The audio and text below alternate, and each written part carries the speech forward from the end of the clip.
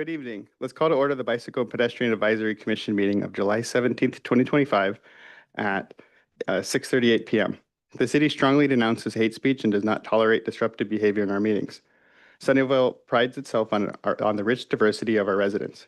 We are committed to creating a culture of belonging where members of our diverse community feel included, safe, and respected. Before we get started, I'd like to remind commissioners of some procedural items for this meeting. Commissioners, please use the request to speak button on your microphone and wait for acknowledgement from me before you speak. It is important for the public at home and for the meeting recording that your comments are captured by a microphone. Acknowledgement from me is an important part of parliamentary procedure. During the meeting, remote participants will remain muted when not speaking. If remote participants have a question or comment, please use the raise hand feature. Speakers will be called upon to speak one at a time. Members of the public may participate in person, online, or by telephone to provide public comment. Please submit a speaker card to the staff liaison in person or use the raise hand feature online to request to speak, or *9 on a telephone. Location and teleconference meeting details are available on the meeting agenda. Captions are available to viewers accessing this meeting via Zoom. Captions can be displayed or hidden using the live transcript button. Comments on matters not on the agenda must be submitted prior to the time I call the item for oral communications. Comments on agenda items must be submitted prior to the time I close the public hearing on the agenda item. Speakers are requested to keep their comments to no more than 3 minutes, and time limits will be strictly enforced. Guidelines are posted on the city's website and on the meeting agenda. Please join me in the salute to the flag.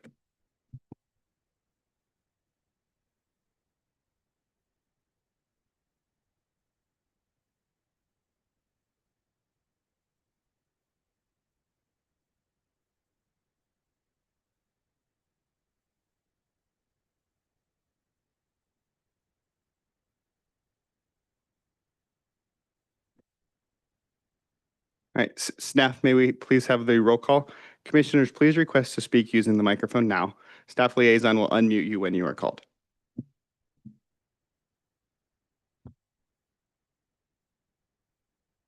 Commissioner Melman, Present. Chair Beagle, Present. Commissioner Golokota,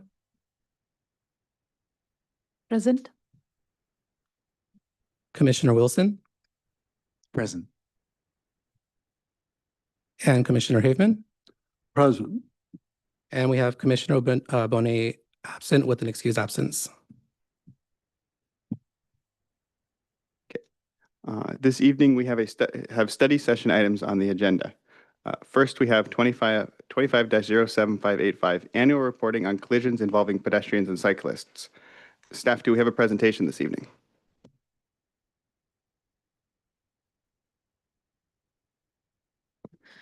Yes, Lieutenant Galazzo, Sunnyvale Department of Public Safety. I do have a presentation for you ready.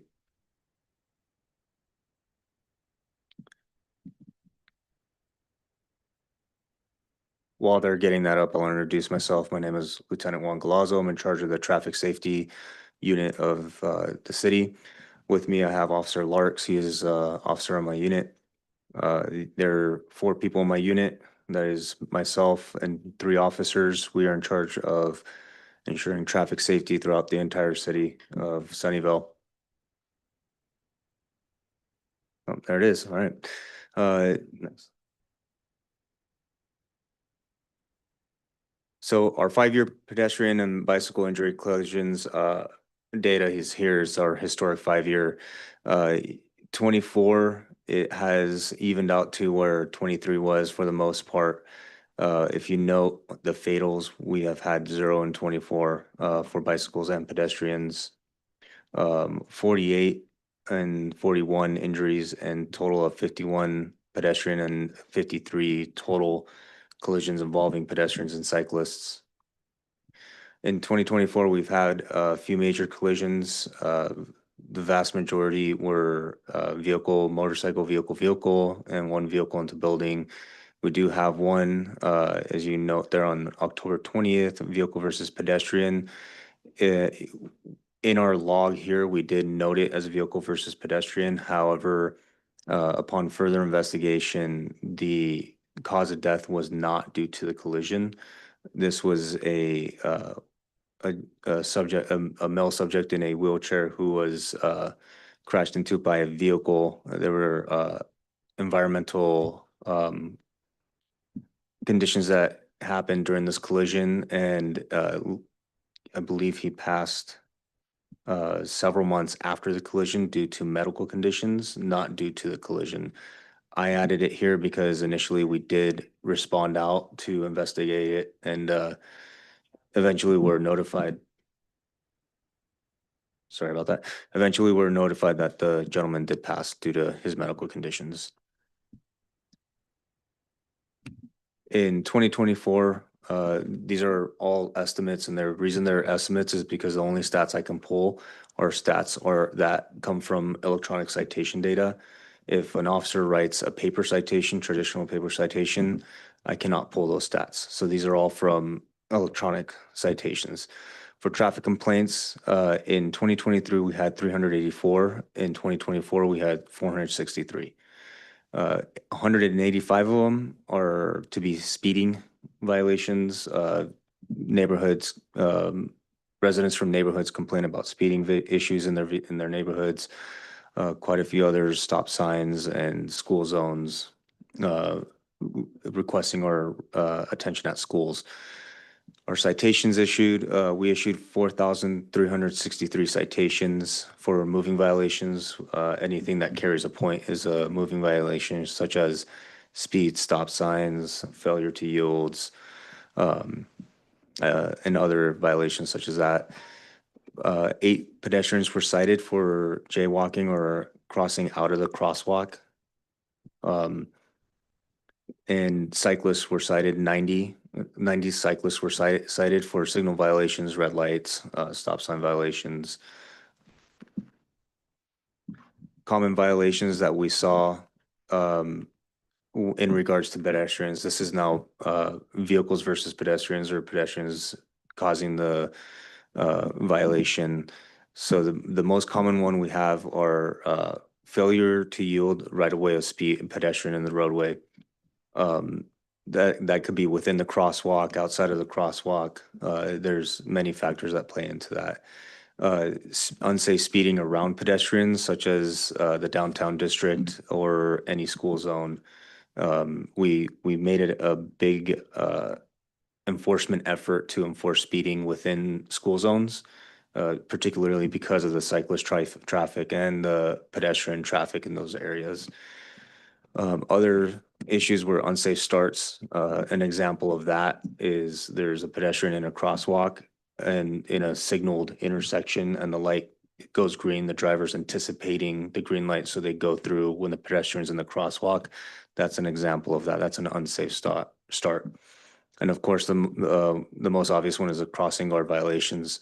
Crossing guards in the middle of the intersection with the stop sign up, the vehicle has to stop until that crossing guard is at a safe location, which is any part of the sidewalk. Common violations with bicycles, failure to that sun is really bothering me. Can we scoot this forward? Failure to yield to the right-of-way violations. So a good example of that is cyclist in a bicycle lane traveling in a roadway, and a vehicle turns in front of them because they want to make the right turn or the left turn. That is a very common violation, and that's one that we often cite drivers for. Improper turns as well in front of cyclists.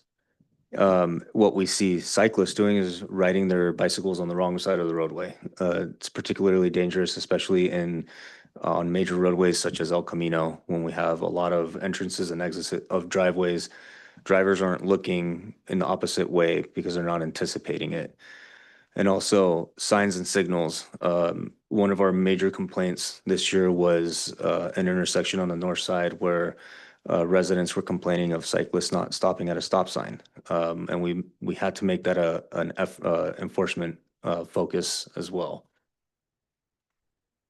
For this year, January and through June, we had pedestrians, we had 2 fatal collisions, 17 injuries, and 21 total. The 2 fatal pedestrian collisions involved alcohol intoxication and pedestrian due regard while crossing the street. Through the course of our investigations, we determined that both pedestrians were at fault for their collisions in those cases. With cyclists, those numbers are 0 fatal 19 injury and 23 total. I always talk about the 3 E's, and that's what the traffic safety unit, the meat and potatoes of our enforcement efforts come down to is our job comes down to is the engineering, education, and enforcement.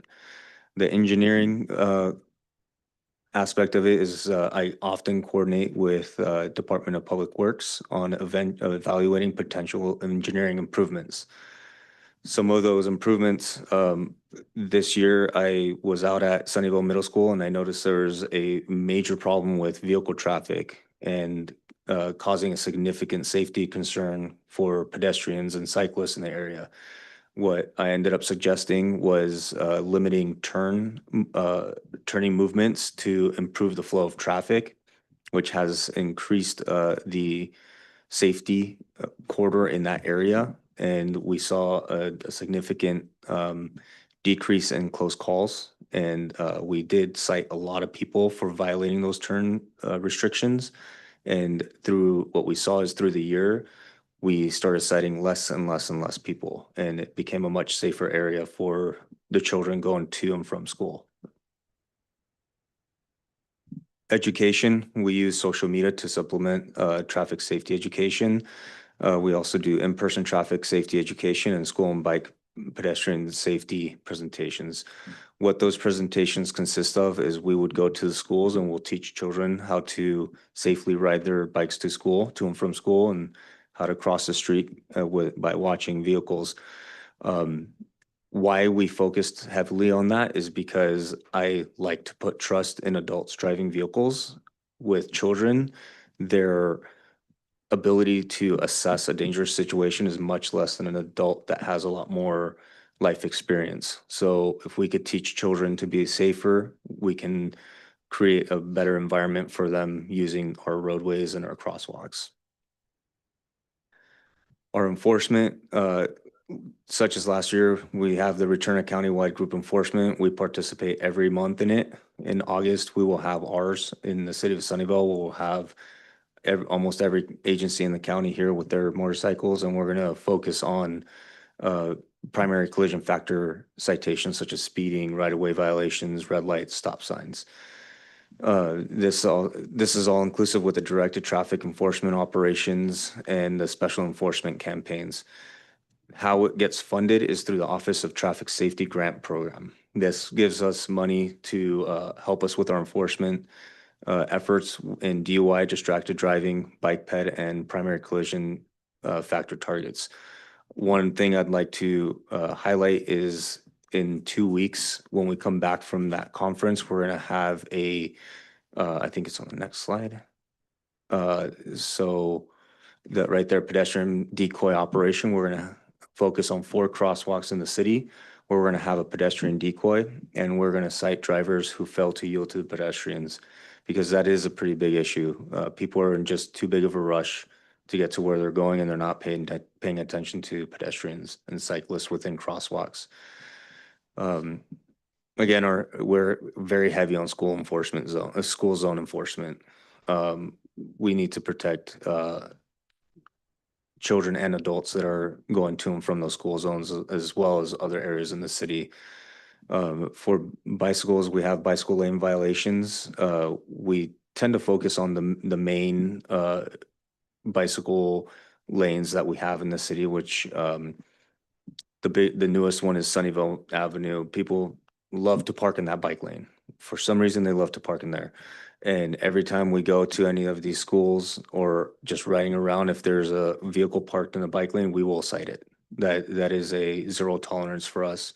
The main reason for that is it's there to protect cyclists. It's not there to inconvenience drivers. Cyclists can always take the lane of travel when safe to do so. They have the right to that lane. The driver does not have a right to the bicycle lane. Right-of-way violations.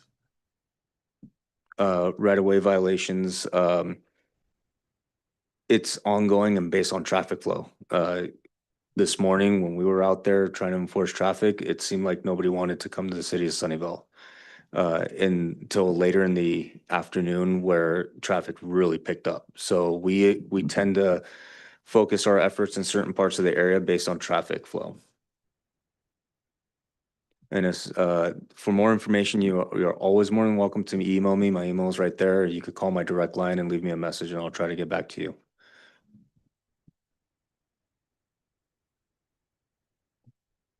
All right, thank you so much for the great presentation.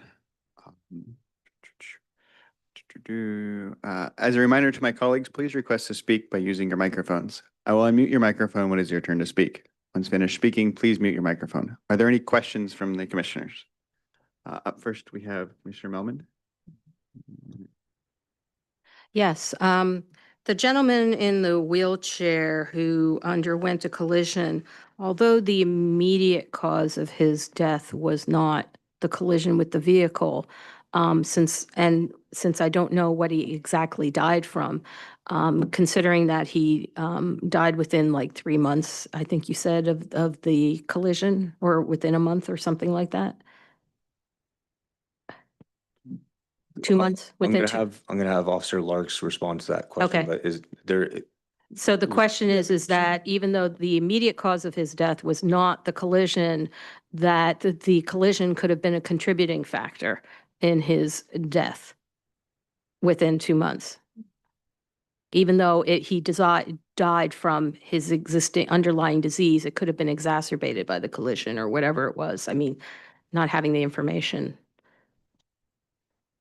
So that collision occurred October 20th of 2024. Mm-hmm. It was Officer Longacre's investigation, so he would know the true dates. For what I recall, we were notified of the death about a month ago, so it was definitely over 6 months separation. Okay. And I believe, from what I recall, the information from the attending physician, it was just listed as underlying medical conditions that he was suffering from, not directly related to the motor vehicle collision. Okay. And so the only other question I would have is, do we know, was he actually, from post the collision, was he like discharged to home? Was he in a skilled nursing facility, that kind of thing? Skilled nursing. He was immobile before the collision. Uh-huh. And required the assistance of a motorized wheelchair for everyday movement. Right. But he did transition out of the hospital into a skilled nursing facility. Okay. So, and was he in a skilled nursing facility before the collision? That is a question. No, he lived at home. Okay. So the collision was a contributory factor because he ended up in a skilled nursing facility for 6 months after the collision, where he was where he was in a wheelchair, yes, but he was at home. Now, I'm looking at this from a nursing perspective. Sure. You know, and so you have a change in the level of his care. So I think it's kind of right to leave him on the statistics because it certainly was a contributory factor in his eventual death. Sure. So the other thing is I would wish we had the parking division here because I would love to know what the statistics are for enforcement of bike lane parking violations in terms of how many citations and where they tended to be, kind of thing. Because I know you guys don't handle that. The parking division, enforcement division does, I'm assuming. Well, I supervise the vehicle abatement unit. Okay. Right now I have them tasked with vehicle abatement because we have 400 open cases on that and somebody has to do those. Okay. So my direction to them is while they're going from complaint to complaint, if they see a violation, cite it. Mm-hmm. We actually have taken a huge chunk of the parking violation enforcement from them, which is not traditionally our job. Our job is to cite for moving violations, the really Right. That's dangerous why I stuff. was thinking, yeah. Yeah, so I have instructed my unit that we are going to take that on from them Mm-hmm. so they could focus on the abatement. What I can tell you is we've written approximately 700 tickets Mm-hmm. thus far and everybody as a unit, as a department, we've written Right. approximately 700 tickets for parking violations. Right. That includes the daylighting. That includes the red zones, the parking in bike Loading lanes, zones and so forth and passing, yeah. the biggest ones we see are the Handicap.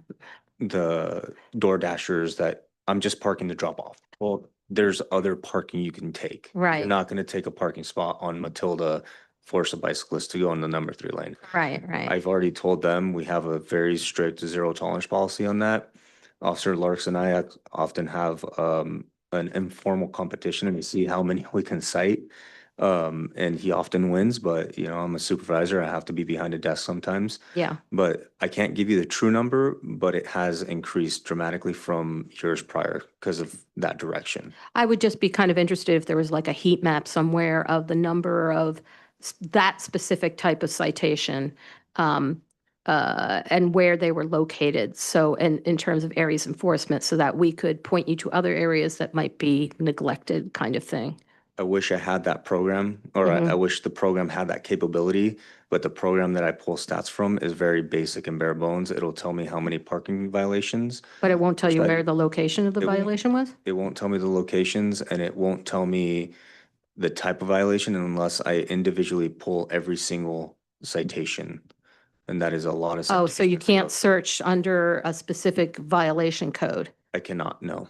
That's a limitation of the program that I use, and that is something that I have been fighting for a while to get. And Okay. it's the vendor who we use for the parking or just the citation processing that we Okay. have. And so, the other thing is I'm looking at just the 2024 statistic for now, because we didn't have time, unfortunately, to review this prior to the meeting because the report came in last minute. But I see that there were a large number of, apparently with the bicycle and pedestrian, I mean, the bicycle and the vehicles, that there's a large number of hit and run citations, hit and run incidents. We do have a lot of hit and run incidents in the city, yes. Right. And are there any specific areas where those I mean, from a data analysis standpoint, are there particular areas where those hit and runs tend to occur? I mean, that you're looking at them maybe for enforcement, future enforcement things, because if they're occurring in specific areas, then it would seem like you could, I don't want to say lay a trap, but that you could station enforcement there to, reduce it if that kind of analysis was occurring. I think the hit and run and the collision are one and the same in a enforcement aspect. We can't be everywhere at once. No, I so understand that, yeah. What I do is I take a look at where collisions are happening, the frequency of them, whether it's vehicle versus vehicle, pedestrian versus vehicle, bicyclist versus vehicle. I just look at all of them together, and wherever we see an uptick in collisions, we will go to that area and start enforcing a little bit more. Okay. I think that's all my questions for now. Thank you very much for your presentation. I wanted to quickly follow up on that. You said when you see an uptick in collision or like violations, you go to that area. Do you have an example of that happening recently? We tend to call it the beast, but it's Matilda and 237. That is a beast of an intersection. So when we've seen a recent increase in collisions in that area, despite the engineering, and it's just distracted driving and trying to get through the intersection before the other guy. And so I've seen an uptick in collisions there. Not a major one, but I started to notice there were more collisions in that area, and we'd go out there, and whether it's writing cell phone violations or speeding or red lights, we'll be there and be a visible presence there. Thank you. You were done with your questions? Okay, then we'll go to Commissioner Golakota. Thank you, Chair Beagle. Thank you, Lieutenant Galazzo. Is that how I should pronounce it? I wish it were doctor, but yes, Lieutenant Galazzo. Yeah, thank you so much for the presentation. This was presented last year also, and I was going through the notes from that. First of all, I'm curious, the first page, let me go back. The collisions that happen for injuries, they seem to have gone up from 2023 and 2024. And I think for the pedestrians, the bike collision seems to have gone down, but uh, do you have any reasons? I mean, I know the city has been focusing more on the engineering portion of it, creating more bike walks, and saw a lot of recent paintings of these crosswalks and all of that. Any particular reason? So if I'm understanding your question correctly, are there any reasons, is there a reason why auto versus pedestrian collisions are going up? Yeah. I can't answer that because I don't know. The way traffic collisions, traffic management, traffic flow happens, it comes and goes. I'm really hoping that we see a downward trend next year, but it could very well go up. Traditionally, like a good example, traditionally, this department investigates, or my unit investigates 6 fatal collisions every year. We had 4 fatal collisions or major collisions at the beginning, the first 3 months of this year, which was, I was already hitting the panic button because if we're 6 traditionally a year and we're already at 4, what's the rest of the year going to bring me? After that 4th one, it went completely quiet. So I can't give you a good answer as to why they're going up. And so I'm sorry, I won't be able to answer that question. Okay. Um, Also, what does MC mean in the vehicular versus MC stands for motorcycle. motorcycle? Yes. Okay. Okay. And when we go down, you've quoted the citations issued, traffic. Actually, first, let me ask about traffic complaints. You've cited that there are 185 involved speeding. Is that going up versus 2023? That's from a comparative level. Would we know? My initial thought is yes, but all complaints are going up, as you can see. So the biggest complaint we have in the city is speeding. You can live on a court on the south side, very quiet, and somebody will call and say somebody's speeding on my street. Or you can, I can have a resident who lives on Matilda and says they're speeding. And we did have a few residents complain about speeding on Matilda. And we went out there for a few weeks and really hammered the speeding, and those complaints went away. So as complaints go up, the nature of the complaints remain the same, but those also go up. So they go hand in hand. Is that the feedback that the engineering team receives in terms of like to make any changes to any of these roads?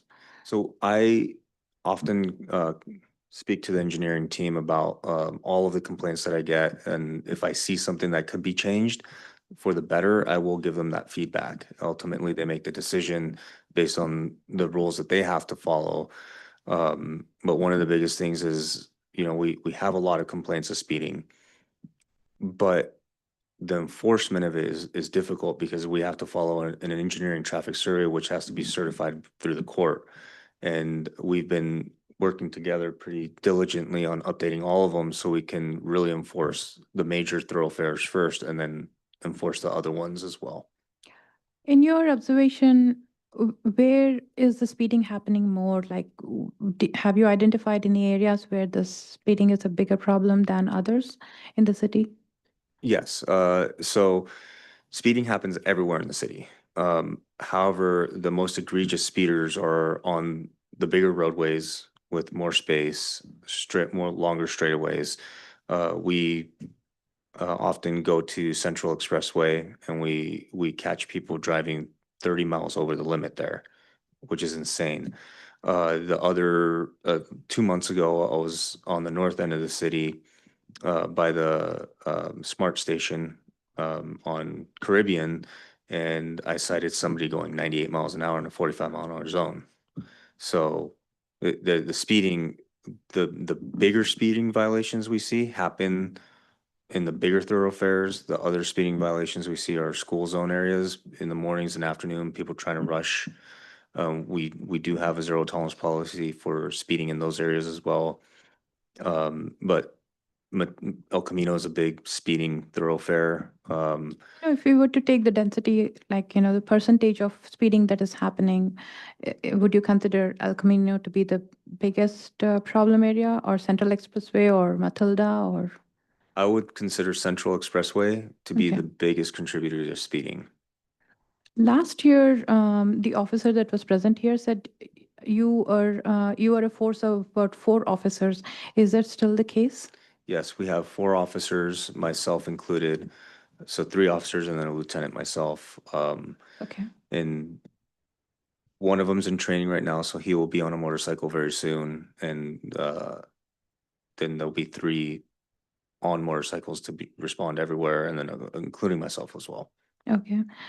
Last year, we've also seen some violations and speeding complaints, not stopping at red light around the Fremont High School area. Has that, I mean, I know there was some engineering done since. Have you seen any difference since in the last year?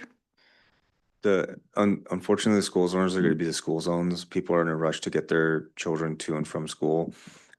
Thank you for bringing up Fremont High School, because one of the things that I noticed was the intersection of Sunnyvale, Saratoga, and Fremont. The biggest issue we have is people making left turns from one road to the other on a red light. Extremely difficult for us to enforce because we cannot see when the light is red and when they cross the limit line. That's a standard in the law that we have to be able to prove. What I did was I reached out to the traffic engineering and asked them for what is commonly known as a rat box that lets us know when one light is red and we could quickly see if somebody runs a red light. Those are gonna get installed on later this month, I believe, before the school season, so we can actually start enforcing that, which is Fremont High School kids cross through the intersection, but it's not safe for them at this moment because of the left turn red light runners. Because of those rat boxes, we're gonna be able to make a huge impact with that. So you still think that intersection remains a hotspot for more violations? I would agree with that, yes. Okay. In the 2024 summary, you mentioned different kinds of complaints and citations issued, and I'm kind of surprised that the first 2 you've listed for bicyclists as signal violations and red lights. I often see bicyclists bicycling in the wrong direction. I'm kind of surprised. I'm kind of curious, like how it looks like with respect to signal violations and red lights. I know these are more serious because the bicyclists can get injured, but I'm curious how the wrong way biking compares to these violations. It depends on where they're doing it. If they're doing it on a neighborhood street, it's not as dangerous. It's still dangerous, but it's not as dangerous as if they're doing it on El Camino or Matilda. Like I had mentioned before, if they're on Matilda or El Camino, a big major thoroughfare, and they're riding the wrong way, people who are exiting driveways or making turns onto that road aren't necessarily looking the opposite way. So when they pull out into traffic because they think it's clear, now there's a bicyclist there and there's a collision.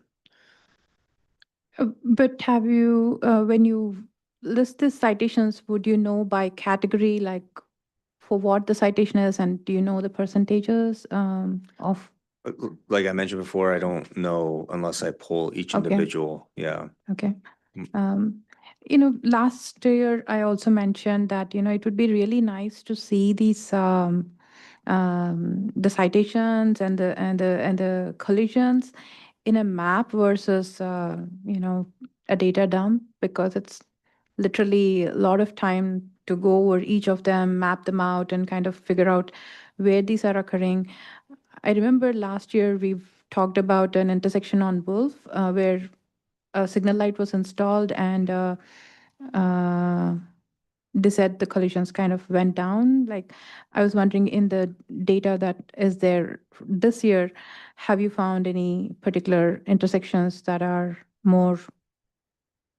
having more problems than others? I have not taken a deep dive into the data. That would take a significant amount of time. is there any possibility for us to be able to see that in a map form in future, if not now? That unless I get a different statistics program, I'm not going to be able to do it. It's a limitation of the program that I use. Would the city consider having this as a tool for going forward? Like, would we be able to suggest that be considered to kind of have a better idea of how these traffic violations or citations are happening? I don't know who to ask. But I'm not able to answer that Yeah, no, question. Yeah, I don't have the you power to make those definitely, decisions. I'm wondering about the staff. Is that something we could, as the city could consider? It's a tool that the Department of Public Safety is currently using, so Public Works has no control over it. Can the city consider a different program or something to help out Yeah, better? something that probably like it might be the IT department that to consider if there's a direction from the upper management that we need to consider something that's more suitable. Okay, it does seem like the lieutenant is suggesting that that would be a helpful thing, right? So perhaps something to consider.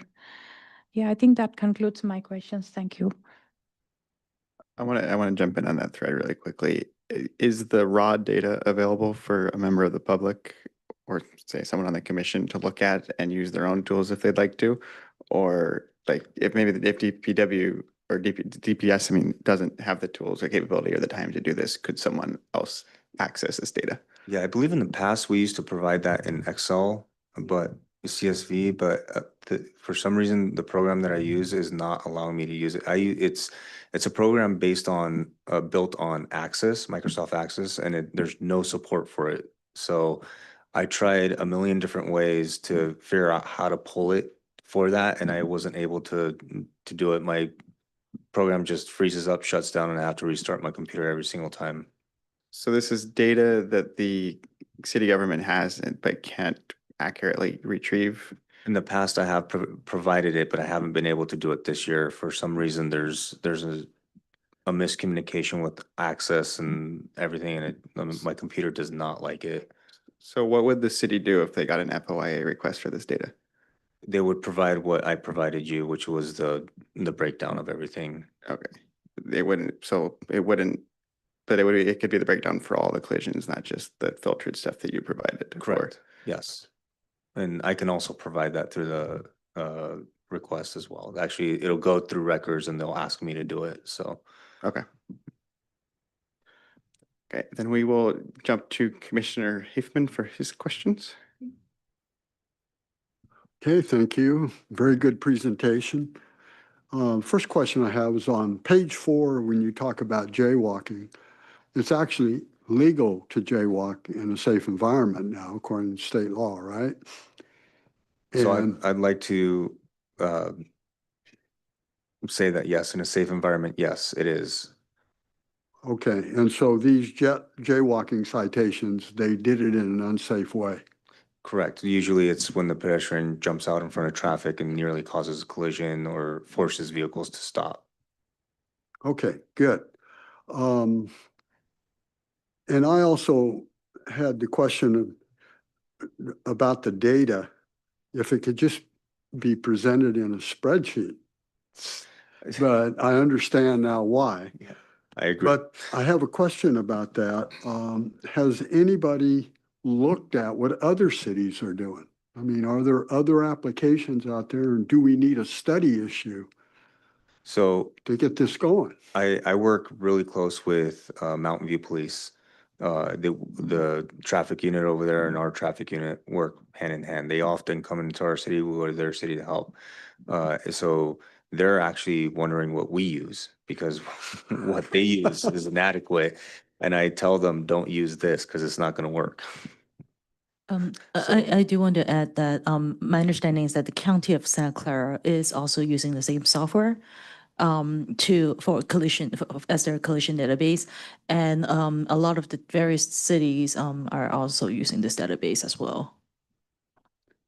So, I mean, we're in the high-tech center of the world here. can't cities get together and get some developers to put a package together that'll make this work? I would hope so. But it's beyond my scope of Yeah, I employment, and realize that. I don't possess the power to make that decision. Can't squeeze blood out of a turnip, right? Right.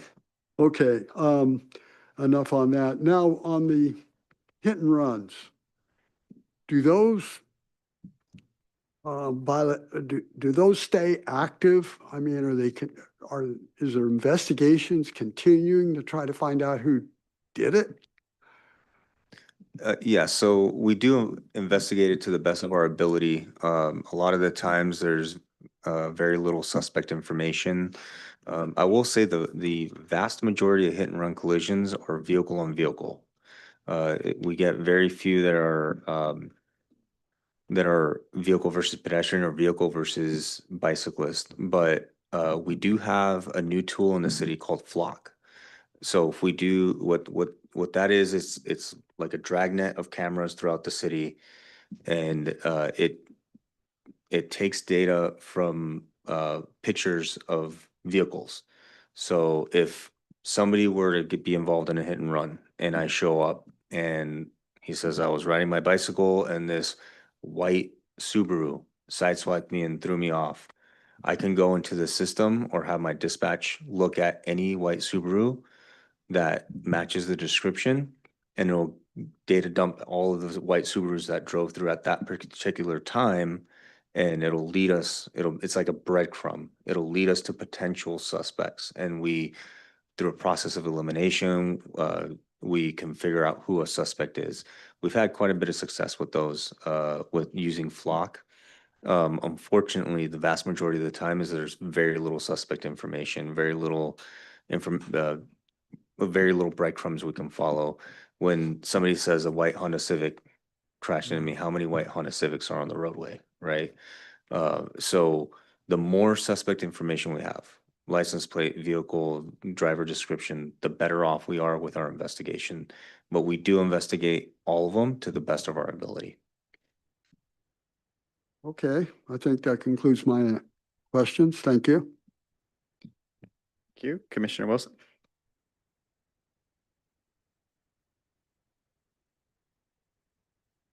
Yeah, so you presented on a number of the collisions between bicycles and cars. Do you have any speed information available for those? Or I know you mentioned some of the incidents involve speeding, but for the bicycle versus car collisions, is there any information as to the speed at which that collision occurred? It's very hard to prove speed at the time of collision. Very hard. You need a lot of math, and you need a lot of evidence to prove it. On a basic car versus bicyclist collision or pedestrian collision, it's mostly the primary collision factor is mostly unsafe speed, because the safe speed before the collision should be 0, right? Whatever this driver was doing, they shouldn't have been doing, so they're speeding because the safe speed before that is 0. Now, a lot of the times it is turn movements, it is failure to yield, but actual speed data I do not have, and that's going to be extremely hard to prove. Right. And the extent of the injuries involved, I guess maybe that might be a good indicator of the severity of the collision that was being reported, or is that not correct? I mean, it's all dependent. There's only 2 officers in this department right now that are trained for auto pedestrian cyclist collision, where they're right here. It's myself and Officer Larks, and with the evidence on a roadway, we could determine speed down to a mile difference, plus or minus a mile of what the vehicle was traveling at before the collision happened. The patrol officer isn't going to have that knowledge. That they're just there to do the basic collision, just get the primary collision factor and put the right party at fault. And the distracted driving that you mentioned is, I guess that one Like, do you have any more information about your ability to cite distracted driving behavior? Would that be a contributing factor to many of the moving violations that or the turning violations you see? So the distracted driving is the best example I could give, cell phone in the hand while you're driving. For us to prove that, we have to be able to see them do it at the time. I've investigated many collisions. I've never had a driver say, yeah, I had my cell phone before this crash. They all said the cell phone's away, I wasn't using it. We can all see through that, but we can't prove it. So that's very hard to prove during a collision unless they admit to it. So most of your collisions will say this was the primary cause, maybe, and you just can't really speculate about distraction. Right. Okay. So that's why the unsafe speeding is always the best one to go with, because what's the safe speed when you're driving with a cell phone in your hand? 0. So Okay, yeah, that concludes my questions. Thank you. All right, thank you. I've got some questions. Again, thank you for the great presentation. So first of all, you've mentioned complaints a number of times, like responding to complaints. What is a complaint? Is that where someone calls the non-emergency line and be like, someone's parking in the bike lane or something? Or is that a more broad term that applies to other things? complaint is the online system where they submit somebody speeding or there's parking complaints. We get a lot of parking complaints through the online system. Face-to-face contact with people, phone calls to my inbox, and phone calls to dispatch. And what does the response look like for the complaints? Like I assume you have too low of a head count, too few hours to like go and respond to all these complaints immediately.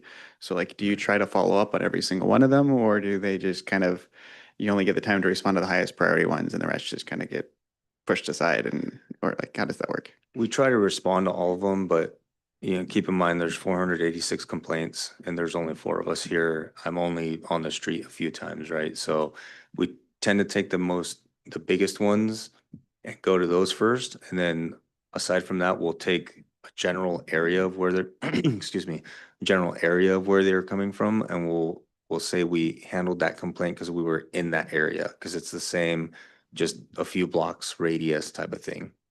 Okay, and then, so you have 4 officers that do, I think you referred to as vehicle abatement. Is that what, or is that a different? So yes, I have 2 current vehicle abatement officers, 1 in training and 1 in the hiring process. So I'll have 4 soon. Okay, so maybe I don't understand the definition. What does vehicle abatement mean? Vehicle abatement, if someone complains that there's an abandoned vehicle in the neighborhood, they'll go out, mark and tag it for 72-hour tow. 72 to 96 hours later, they come back. If it hasn't moved, they'll tow it. Once I have 4 of vehicle abatement officers, I can start divvying up the work, give them the parking complaints back so we don't have to do it. We could focus on the bigger issues. And so if I were to water down what vehicle abatement officer is, parking enforcement. Okay, wait, so maybe I'm still not fully grasping. Vehicle abatement is just abandoned vehicles, or? It's parking enforcement, which Okay. abandoned vehicles fall under parking enforcement. Okay, and if I'm interpreting this correct, you're saying the abandoned vehicles are currently backlogged and are being treated, because you don't have headcount, and being treated as a higher priority than other parking enforcements? For the 2 officers I have right now, their priority is the vehicle abatement, which is the parking complaints on the secondary, the primary on the abandoned vehicles that are reported to them, such as the RVs in the city that never move, the downtown area that gets a tremendous amount of parking complaints, any neighborhood issues where it comes to the daylighting, such as the Ayala Bernardo area. Everyone seems to park right there on the corners, which is a violation. All of those curbs are red now, so it's an easier citation for us. So anytime somebody complains about a vehicle that's abandoned in their neighborhood, that is what they're doing. They have, I I don't remember the number I gave you, but they have over 300 open complaints on just abandoned vehicles. Okay, so let's say two complaints come in. One is like an abandoned vehicle and one is an illegally parked car in a bike lane. For these officers, they're going to respond to the abandoned vehicle before the illegally parked car? Correct. We would respond to the parked vehicle or the vehicle parked in a bike lane, or I would assign it to a community service officer to go handle. So that seemed backwards to me. Why are we treating the abandoned vehicles with a higher priority than these safety concerns? Like, why- Because that's their primary job, and then everyone else's job is the enforcement of the parking and vehicle Well, laws. I get that it's their primary job. I guess the question is, why is that their primary job? Why are we assigning them that task instead of the safety one? That's what they were hired to do. Could that be changed? They, I mean, obviously, that's not something you could change if that's what they're hired to do, but the city could theoretically adjust what the priority is, right? their priority is going to remain that because that's what the city wants to focus on right now. When they have enforcement officers that can go enforce that on a much quicker response time. Okay, that seems like the incorrect prioritization, but I guess I'll move on from there. Let's go to, so when incidents involve speeding, what does speeding entail? Is that just speed limit's 45, the driver was going 46? Does that count as speeding, or do you have to have a bigger threshold for you to like mark it down as speeding was impactful here? It's all how the person who's complaining interprets it. So if somebody complains that there's somebody speeding in their neighborhood, for us going 26 miles an hour in a 25-mile-an-hour zone, it's not necessarily speeding for us. Speeding for us is something that's going to cause a significant safety risk. What we also have to do when it comes to enforcement of that is we have to follow the engineering traffic survey, where it has to be certified by the court. There's a tremendous amount of data that's collected. There's an 85th percentile of vehicles that travel within a certain amount of speed within the limit of speed limit. Anything beyond that is something that we can cite, and that's the only way we can cite if we're using a speed detection device such as radar or LiDAR. If we pace a vehicle, we don't need that traffic survey. However, we need to prioritize who we're pulling over for that speed. If we pull somebody over for going 26 and a 25 and we're writing them a ticket and somebody blows past us at 40, we could have waited 2 seconds more and gotten the person going at 40, right? Okay. Hopefully that answers your question. Yeah, that answered Okay, it. all right. Okay. And that's also applies, so I was looking at that spreadsheet of, or not really a spreadsheet, but that PDF file of the data of like the bike and pet incidents. And some of them said like speeding is a contributive factor to the collision. Is that classification of speeding there under like, how is that determined? That is prima facie the speed limit, which Okay. is what's the safe speed for the condition. Okay. If somebody is on their bicycle in the lane of travel and somebody comes up and rear ends them, the safe speed is not what they were traveling at, even if they were below the speed limit. The safe speed at that time is whatever the bicyclist is doing.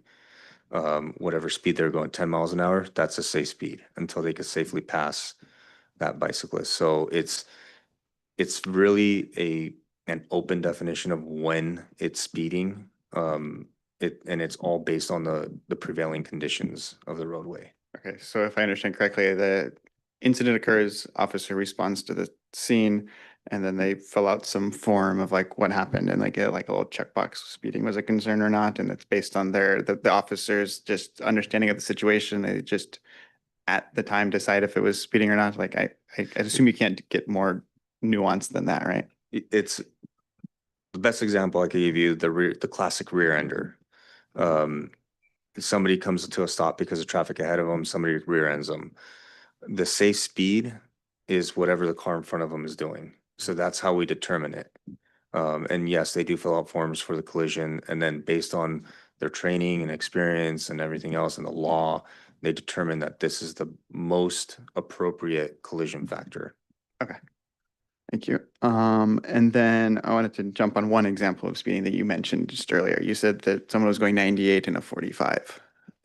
what happened in that incident with that driver? What were the ramifications for this incident? Like, how does Sunnyvale get to control the punishment per se of incidents like that, or is that all controlled by the state and Sunnyvale just has to abide by the state law? Like, how does the whole process there work? I wrote him a really big ticket Mhm. and he's going to court on it, and his fine is going to be really expensive, and it's a mandatory appearance in court because of how fast he was going. Mhm. So I write the ticket and the court takes care of the rest. Okay. Got it. Is one of the things the court could decide would be to revocation of license, or is that usually never done? On special circumstances. Special yes. So a good example is I rode a motorcyclist going 115 miles an hour on Central. He's going to get his license suspended for 6 months. Okay. You mentioned increasing the enforcement of bicyclists not using stop signs or not respecting the stop signs. Is that in response to something, or are you seeing it more commonly, or why?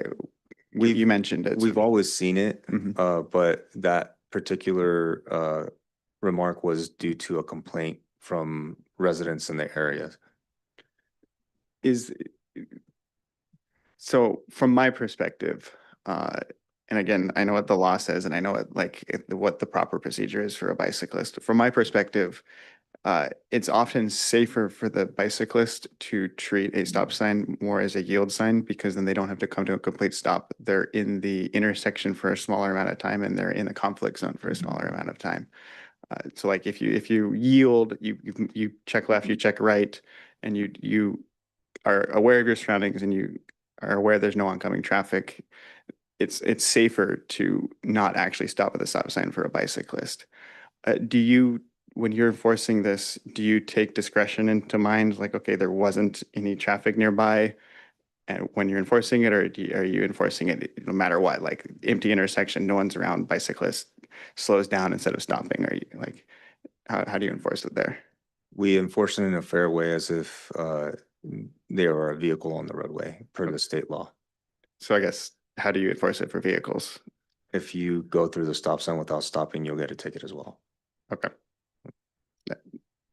I to me, that's disappointing because I know what the law says and I know how it's written, but like to me, it's the safer move is to actually not come to a complete stop at a stop sign as a bicyclist. But okay, if there's no other drivers, then I want to say that I'm really happy to hear that DPS is enforcing parking violations. But actually, I'm going to come back to this as a comment later.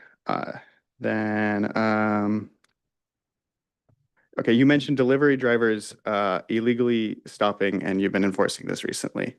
Does this apply to just food and package deliveries, or have you been enforcing, say, an Uber driver picking up passengers and they block the bike lane? Do you like enforce that, or is it only like the driver gets out of the car, or what level of enforcement do you do for that kind of situation? I can only speak for me personally. Mhm. If somebody's in that bike lane and they're parked, they're getting a ticket. So even if the driver's still in the car, they're just waiting for okay. They're getting a ticket, yes. Okay, that's good. Good to hear. Then have we as a city reached out to these companies? And this might not be something but maybe this question for staff in general. Have we reached out to these companies to remind them that like their drivers cannot perform this action? Because I've seen how these apps work and they say like, okay, pick up your passenger here or drop off the food here. And it basically tells them to park their car there. Does the city have any communication with these apps to say like, hey, this is a problem, do not instruct your drivers to do this? Because I think there's definitely room for improvement there. I've reached out to 2 companies. One of Okay. them was Uber, and they say the driver is responsible for following the rules of the road. Whatever they do, that's on them. Okay. The other company I reached out to is Waymo. We found many of their Waymos stopped in bike lanes or blocking fire hydrants or just like in on an on-ramp, just there. And and that's the reaction I have too when I see it. Like these things are supposed to be smart, right? And every single time that I see that, I take a picture of the Waymo. I immediately call the law enforcement liaison and let them know your Waymo is blocking a fire hydrant. What is going on with it? And they'll immediately have it move. So what's unclear right now, the state needs to address it, is who do I give a ticket to? Yep. You know, the artificial intelligence isn't going to care if I give it a ticket. So who do I give a ticket to? That's what we're waiting on the state to figure out. Okay. Right. But then again, who does it go to? If this persists and the state doesn't come to a conclusion here, could the city start taking legal action here? Or do you have any idea? It has to be addressed with the city. The state? Or I'm sorry, the state. I Oh, apologize. Yeah. got it. Okay. I'm getting to near the end of my questions. We have the raw number of data, the raw number of injuries, just number of injuries per year, and we can see the uptick over the past couple of years. We've also had an uptick in just vehicle miles traveled over the past couple of years because COVID has ended and people are getting back to doing the normal things. Do we have any correlation, or do we expect that correlation is related, just VMT is up, but there's, or like for both, or for like cars, like bicyclists and pedestrians, are like, is that just the correlation that we're seeing? Like more stuff is happening, so more collisions are occurring? Or have we analyzed if there's actually cause, like, it's not just like the correlation is like coupled together there, or? I'm sorry, can you rephrase it? Sorry, that wasn't, okay. Yeah, so the analysis of of what's going on here, injuries are going up in the past couple of years, and we can see that. Well, okay, injuries going up the past couple of years. Is this tied to the increase in VMT over the past couple of years? Like, What is the acronym you're using? sorry, vehicle miles Oh. traveled. I can't give an opinion on that because I'm not, I just see what I see on the roadway. But what I can do is I can give you my observations of what I've seen, since I'm on the road constantly. During the COVID shutdown, we had, very little road traveled miles, or what were you calling it? Vehicle miles traveled. VMT. But now that we have a return to office, return to work, we're seeing a tremendous amount of vehicle traffic, especially in the north area where the tech is. And when you have more people in a tighter space, you have more opportunities for those collisions to happen. So I can tell you that, yes, there are more vehicles on the roadway, but it's also flow dependent. Like I said this morning, on a Thursday morning in Sunnyvale, it seemed like nobody was driving in the city. I only wrote one citation this morning, but then in the afternoon, we saw a tremendous amount of people on the roadway and we were citing a lot more people. So I think it's just when people wake up and want to come to work. That's going to change though once school gets back in session. Once school gets back in session, then we're going to see a lot more vehicles, especially in the school areas. Okay, got it. Yep. And then my last question, so you mentioned pedestrian decoys. How do you do that? I know you did that, or at least the last presentation last year, you mentioned that you were going to do one last year. How did that go? Like, how does this work? And then what results have you seen from this? So our pedestrian decoy last year, I'm going to say was successful on our end. I know you're not going to like to hear it, but we cited a lot of drivers for failing to yield to pedestrian in the crosswalk. The way we run these operations is we have measured out, because we have a specific set of rules that we have to follow when we do this based on speed, time, distance analysis. We set out cones to give our pedestrian decoy a reference point of when they can go out into the crosswalk. They're wearing bright reflective clothing. One year they were wearing a banana costume. I think we might go back to that this year at one of our intersections because drivers just don't care. They see what's there, but I mean, one of my officers is in a bright reflective vest and they still drive through because, oh, I thought the pedestrian was stopping for me, when it's the other way around. You need to stop for the pedestrian. So they when they see vehicles coming up, they're instructed to make an effort to get into the crosswalk without putting themselves in danger. Last thing I want to see is somebody getting hurt. And there's 4 or 5 officers per crosswalk, and we stop whoever goes through when they don't yield to the pedestrian. Last year's was very successful. We cited a lot of drivers. This year, I'm anticipating it being the same. What kind of environment do you do these tests? Is it just always like, is it like a residential street with like a fully visible crosswalk? Do you ever do it with like the hawk beacons? Do you ever do it with someone like right turns? Or do you ever do it with even unmarked crosswalks? Or is it like, do you have, like you mentioned, you have to follow strict rules for doing this. Do those rules permit doing it in a variety of environments? Or do you have to like stick to a very mundane, very obvious crosswalk? I stick to the very obvious crosswalk for safety reasons. I really don't want to see anyone getting hurt.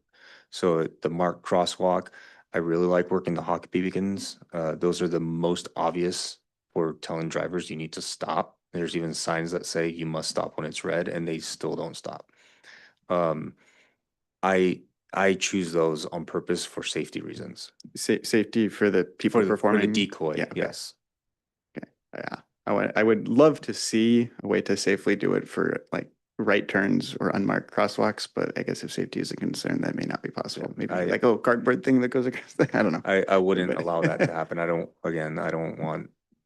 I want it to be as obvious as possible, because then it also helps in court if they decide to take it to court. They can't argue that they weren't in a crosswalk when it's marked, right? So.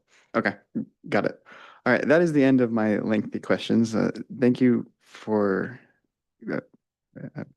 teasing me or dealing with me. We're going to go back to some more questions from Commissioner Melman.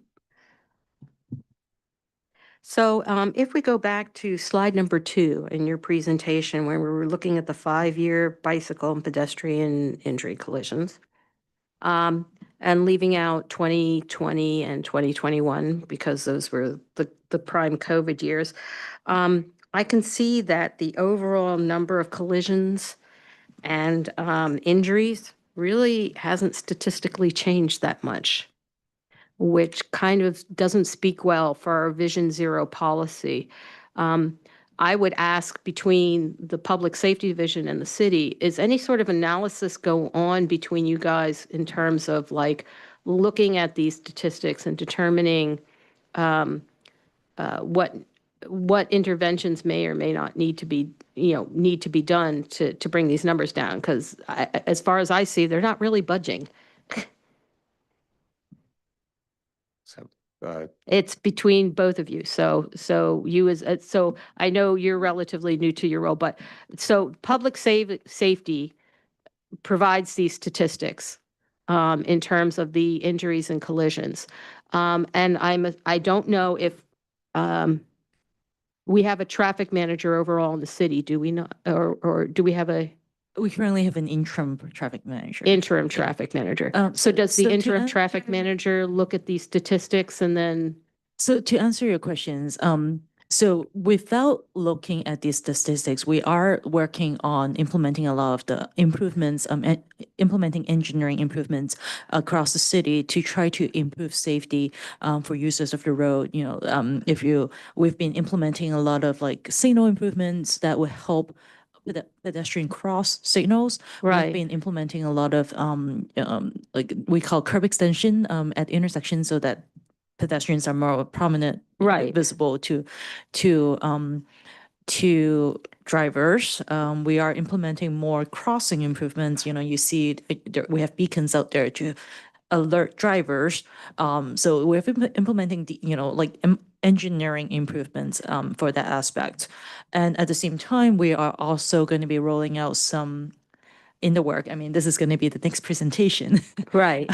Well, I know that from the previous Vision Zero analysis that the city has identified high injury networks and stuff like that and is working to mitigate those.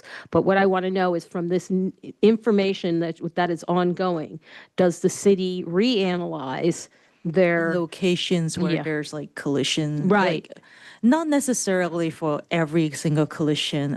We do have a project, we do have a CIP project in our budget, but where, there we have funding to investigate certain collisions or fatalities. And so under that CIP, Right. there is budgeted for if there is if city manager decided that a specific location with collision or a fatality that we wanted to go deep dive in to do an investigation. And that was going to be my next question. On the fatal accidents, is there any sort of forensic analysis that goes on, with the fatality, just the fatal accidents? I'm not talking about the injury ones.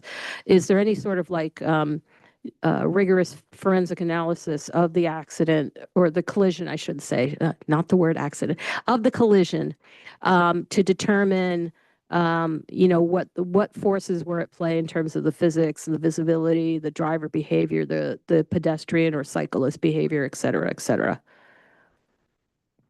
Yes, there's a lot that goes into a fatal collision investigation. My unit, we're trained in basic, intermediate, advanced collision, auto versus pedestrian collision, Right.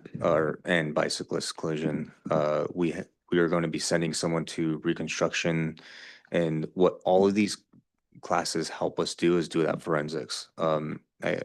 We can go out to a scene 2 hours after it happens because usually they call us at 2 in the morning. Mhm. We get out there.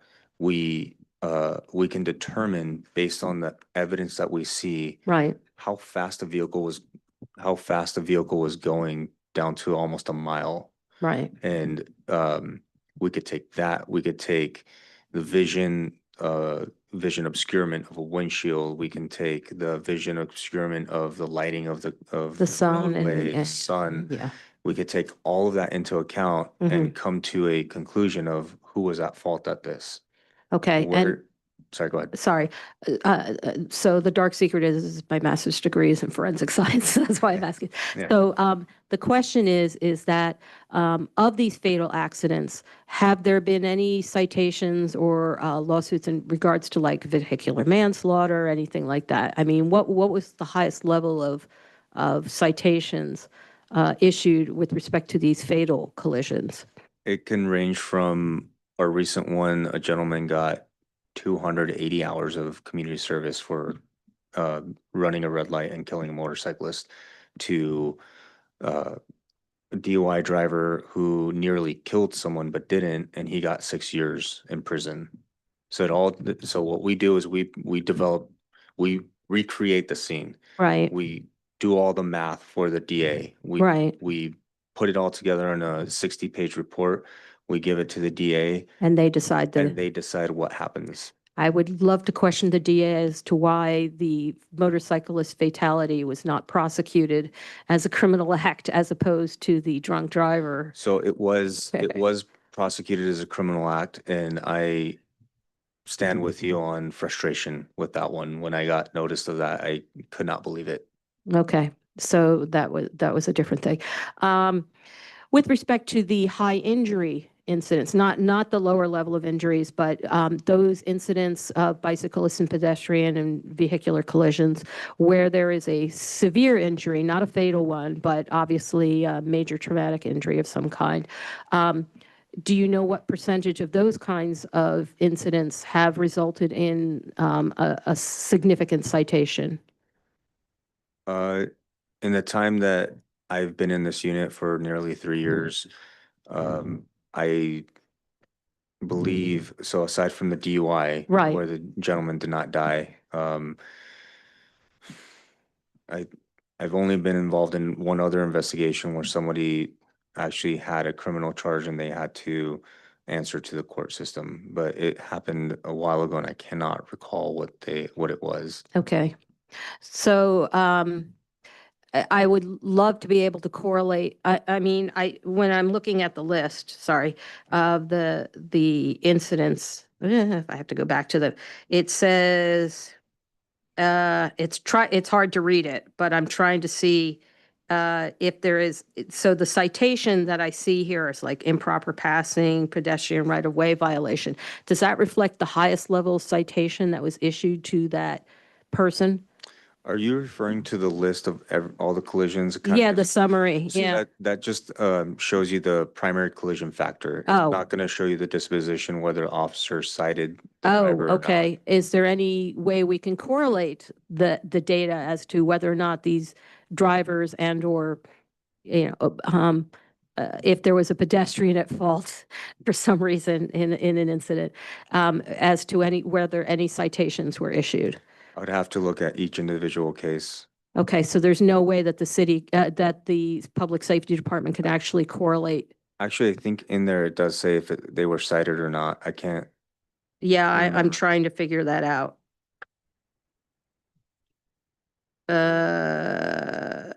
Other than driver, all it says is like associate factor inattention.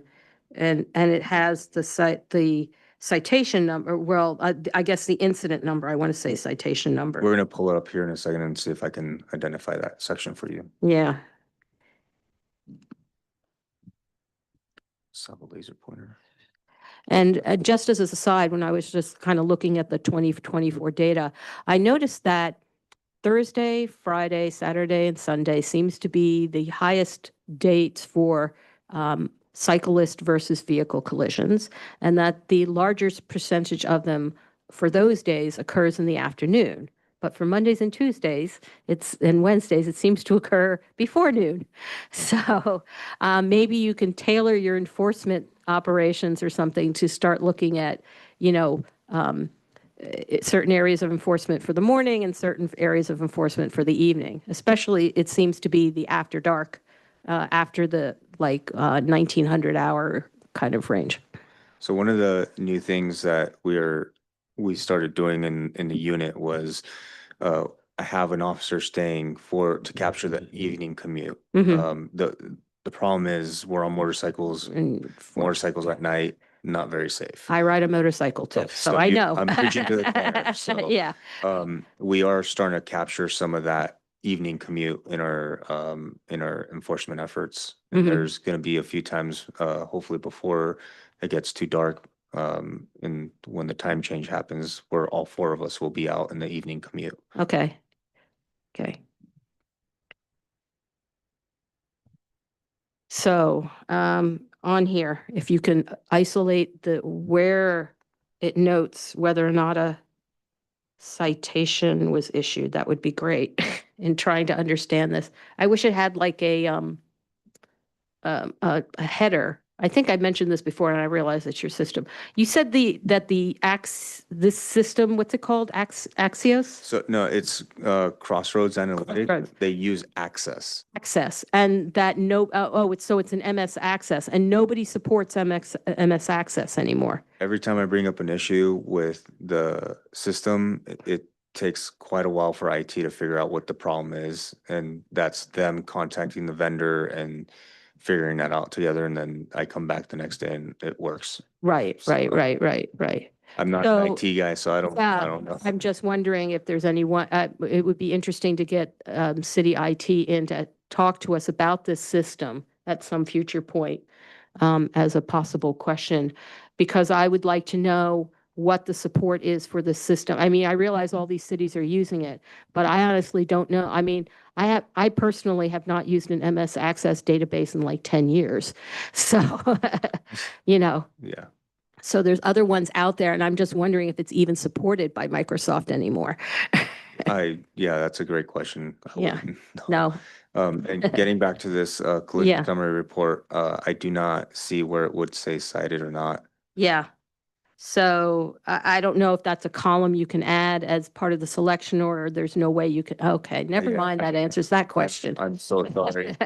So sorry, I can't do that. Okay, so there's no way for you to correlate this data for us with whether or not citations are being issued for various things and what the level. The reason why I ask is because I think issuing citations at like the highest level for the event is more conducive to changing driver behavior than the proverbial slap on the wrist citation where you pay a fine and you get a couple points on your license kind of thing. So I agree with that. When I was a patrol officer and I went to collisions, I issued a citation. The DMV does add a point per collision that you're found at fault, so they still get the back end point for the Mhm. violation just as much as I would cite somebody for the same thing without a collision. So they still get the at fault point on their record. So for a fatal collision, do you know if the DMV issues more points for fatal collision versus non-fatal? From my understanding, and Officer Larson may correct me, is when the DMV sees that you are involved in a fatal collision, a driver is involved in a fatal collision, and they are at fault, they have to go through a hearing Uh-huh. to evaluate what the punishment would be on their end. Okay. So that's a backdoor thing that I have no idea how they even decide. So it's possible the community service guy could have his license yanked by the DMV, but we'll never know. Unless I pull them over again and they tell me they're suspended. Gotcha. Okay. All right. Thank you for answering all my little nitpicky questions. I was just mostly curious with respect to the fatal accidents, whether or not any sort of in-depth professional analysis occurs as to the factors within the collisions, because I think that would yield the most information kind of thing. And I realize your officers are training for that, but that's different from a company that actually specializes in forensic collision analysis. And I realize that's a city thing. So, but thank you anyway. Thank you. Commissioner Wilson? Yeah, so I was just curious how Sunnyvale is ranking against other Bay Area cities, maybe of similar population or traffic in terms of these collisions with the 35 to 50 collisions per 6 months. I guess that's roughly 100 a year, or 100 injury collisions per year. Does that put us kind of ahead, or is that kind of standard? I don't know. Okay. Sorry. Yeah, because we're looking at these numbers and it does seem like they're relatively flat. We're kind of hitting a floor as far as the city's ability with its current resources to address these types of behaviors on the roadway. I was wondering if we're looking behind. So maybe a comment off that, or another question is, from your perspective as enforcement officers, do you find any set of behaviors are particularly problematic coming from either pedestrians or bicycles? I know we've mentioned bicycling going the wrong direction on the opposite side of the road, or bicycles who run red stop signs or red lights. Are there other things that come to mind as behaviors that are particularly bad from your perspective? It's pretty standard across the board. I know Chairman Beagle isn't gonna like me for saying it, but the stop sign violations, the red light violations, those are common behavior seen with cyclists, as well as the wrong way cyclists. Those are the three biggest, I would say, that we see. And as I know it sounds like you have the 3 E's.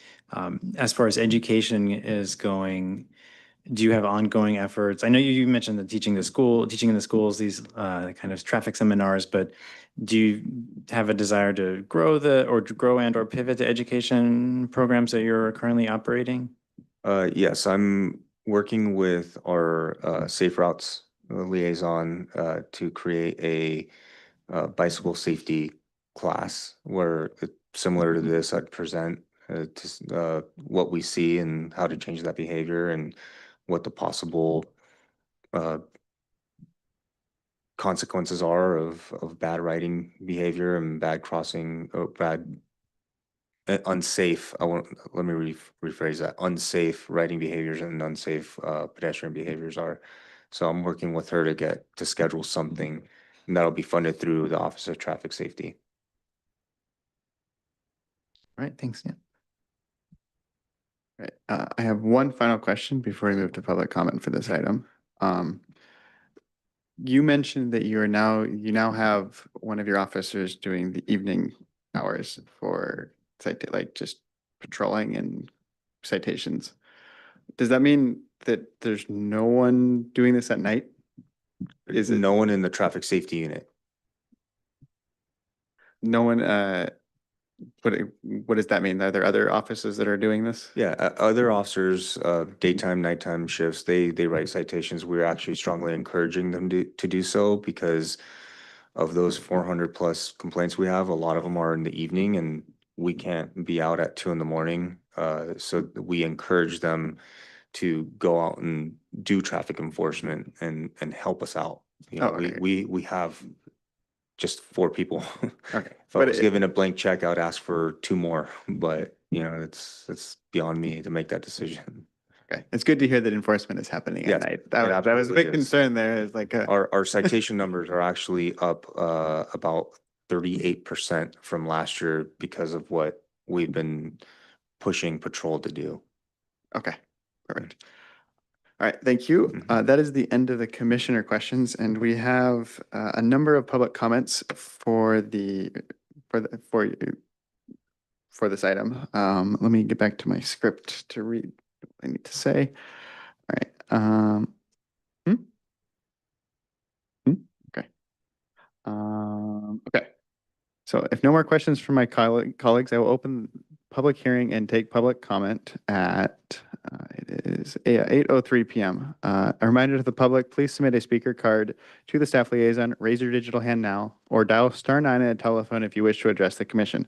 I will call on members of the public participating in person first, then the staff liaison will ask remote participants to unmute their microphone when it's their turn to address the commission. Speakers will have 3 minutes to speak. All right, we have some speaker cards here, and thank you so much to the members of the public for sticking around and giving comment tonight. Up first, we have Charlene Leo with, or Charlene Leo.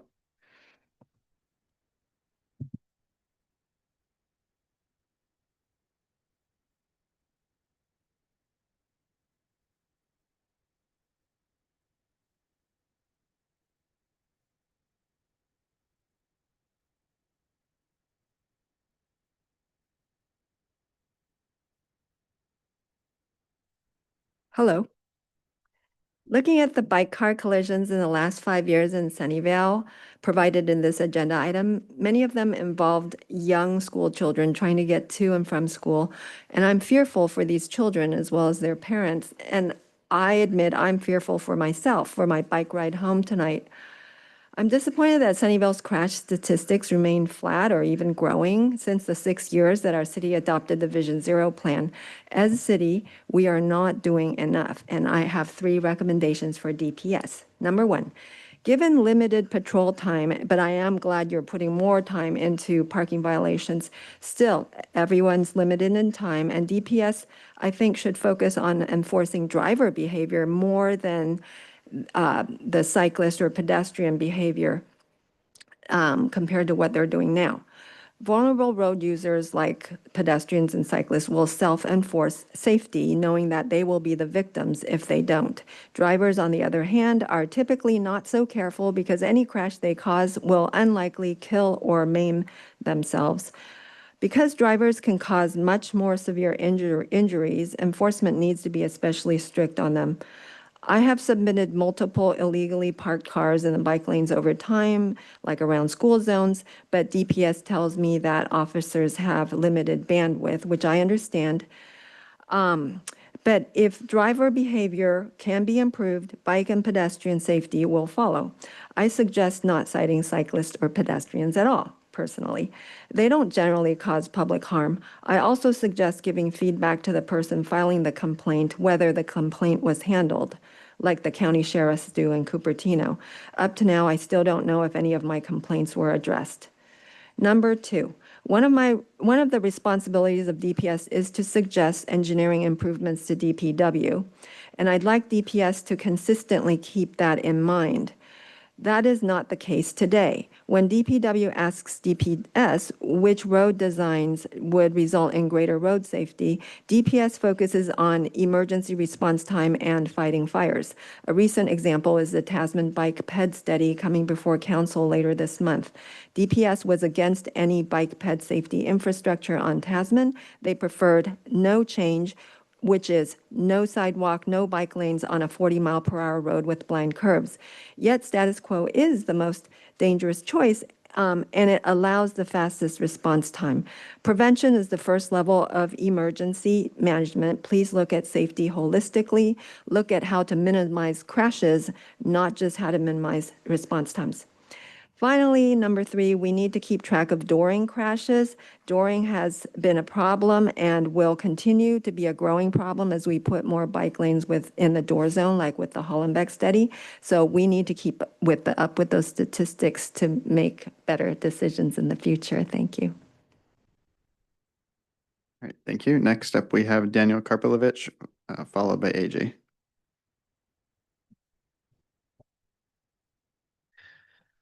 Hi, good evening. My name is Daniel Karpilovich. Thank you for that great report. I really like that you mentioned 3 E's. I really look at them though in that order that you said them in: engineering, education, enforcement. With only four officers, we really can't rely on enforcement to solve the problem. I think enforcement is great for targeted operations, for enforcing, very extreme reckless driving, like the instances that you've mentioned, but we need to build self-enforcing streets, right? Streets that you can't speed on, streets that you can't park in the bike lane because the bike lane is protected, those sorts of things, because that's going to be there 24/7, no matter, and really we can free up the officers to focus on more dangerous things than that. I have a recommendation. Let's get some officers on bikes, similar to the pedestrian decoys. Let's get some bike decoys. Officers riding bikes in bike lanes, on roads without bike lanes, right? Because I get passed dangerously, for example, on Hollenbeck, right? Where there is no bike lane. And I have my GoPro running. I can send you videos all you want, but I think getting officers out there to say, hey, I just got buzzed on the radio, and have an officer pull them over a block down the road is going to be a lot more effective than me complaining on via email. But things like that go for things like parking in bike lanes. I think also just having officers who have experience riding bikes helps with making recommendations for engineering changes, or getting a feel for what roads are more dangerous, or what types of things we need to look at more. Things that we might not be able to get a feel for from the the seat of a car, or even from behind the bars of a motorcycle, which I ride too, and I feel very differently when I ride on the motorcycle versus on a bicycle. That experience is completely different. The safety profile is completely different. There's different dangers for both, but I don't think we can get an accurate feeling for what it's like to be a cyclist if you're not riding a bicycle. Finally, my last recommendation is about daylighting enforcement. I think I would love if we enforced it more, but there's just so much of it going on, and there's so little knowledge and education from the general public. So I would like to see, maybe can we create some sort of like kind of warning ticket, or kind of like warning flyer that we can have non-sworn officers, even the general public, giving out, when they see if I see a parked car, can I, an illegally parked car, can I have a couple of tickets I can just put in the dash, just say, hey, like, just so you know, in case you didn't know, this is daylighting, it's illegal, please don't do it anymore. And that kind of thing could go a long way. Thank you. All right, thank you. Next up, we have AJ, followed by Steve Meyer. Hello. My complaint is about Evelyn, and I have turned that in several times. The speed on Evelyn is excessive. And I have asked on multiple occasions to install one of those speedometer display, so at least you can embarrass these drivers to slowing down, even though you cannot be there all the time, at all time. But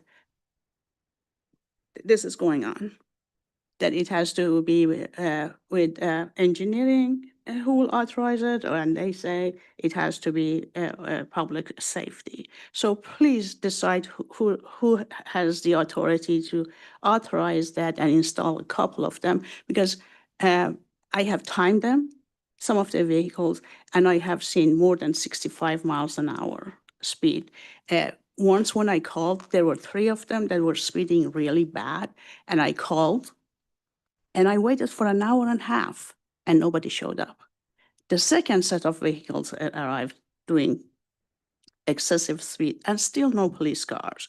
So the solution to that is these speedometers on the side of the street and as well as speed cameras. You cannot be everywhere, so install speed cameras in areas that it is famous for drivers going too fast, and you will have the evidence that you need. And another issue that I have again brought up to the attention of engineering, that is the speed on Matilda. And Matilda is too wide for the number of vehicles that travel there. So if you reduce the time of the green light, then it will reduce the speed by some factor. I don't know what the factor is, but it is flow versus time. So if you decrease the time, then the velocity will reduce as well. Thank you so much. All right, thank you. We have Steve Meyer, and that will be our last in-person speaker card. Hi, good evening. My name is Steve Meyer. I live near Fremont High School in the Fairbrae neighborhood, and I think we've exchanged some emails about Fremont High School.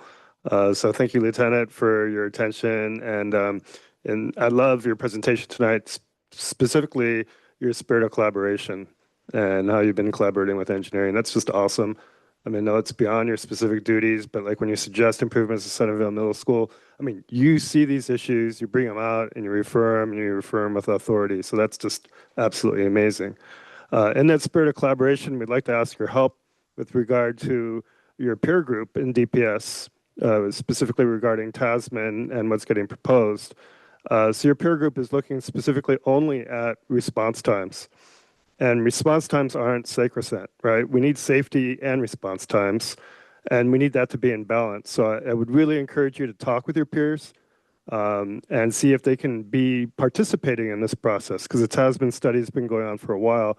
This is study issues, and if you know about study issues, they take a long time, a lot of resource. When you have your peers sitting back passively objecting, it doesn't help the situation at all, right? So we really need DPS. I know it's not you. It's your peers and your response, fire response, emergency response. But we need a collective answer from DPS, a collaborative answer, so that if it's not right, engage early with the engineers. Don't come at the late tail stage and just say, no, we don't like it, right? Participate. And my buddy's a fireman up in Santa Cruz Mountains. He drives a water tanker, right? And he can tell you that he can mount that curb on Tasman, no problem at all. Right, so when you say you can't mount the curb, and that curb's going to be wide open for you to respond, right? So please don't do things like that.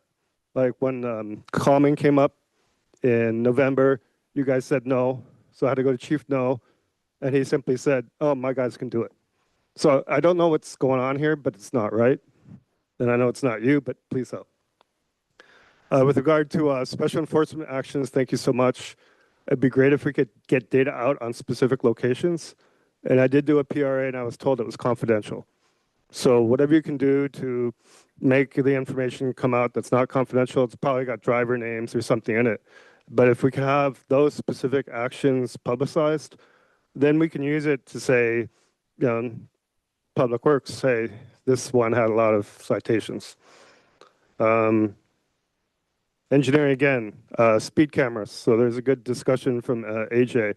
I know you have flock cameras at intersections or boundaries, but the more you can have cameras use technology to identify the hit and runs or identify people fleeing from jewelry store robberies or whatever, there's a lot of technology that can do a lot because if we just rely on your limited resources to enforce, you guys are overwhelmed, right? And if we can get more technology in place that's always there, that would be awesome. So once again, thank you for your efforts. I'd like to talk to you more about Fremont High School. Those kids are precious. The kids are doing great. It's the drivers that's the problem. Thank you so much. Right, thank you. That is the last in-person speaker card. Staff liaison, do we have any remote participants wishing to speak on this item? We do not. All right. If no more speakers, I will go ahead and close public comment at 8:16 p.m. We will be next doing a discussion on this item and from the commission. But I have had a request to take a 5 to 10 minute bathroom break. So if we could, we're gonna take a break until 8:25, if there's no objection from the commission. Okay, so, all right, we will reconvene then. Thank you.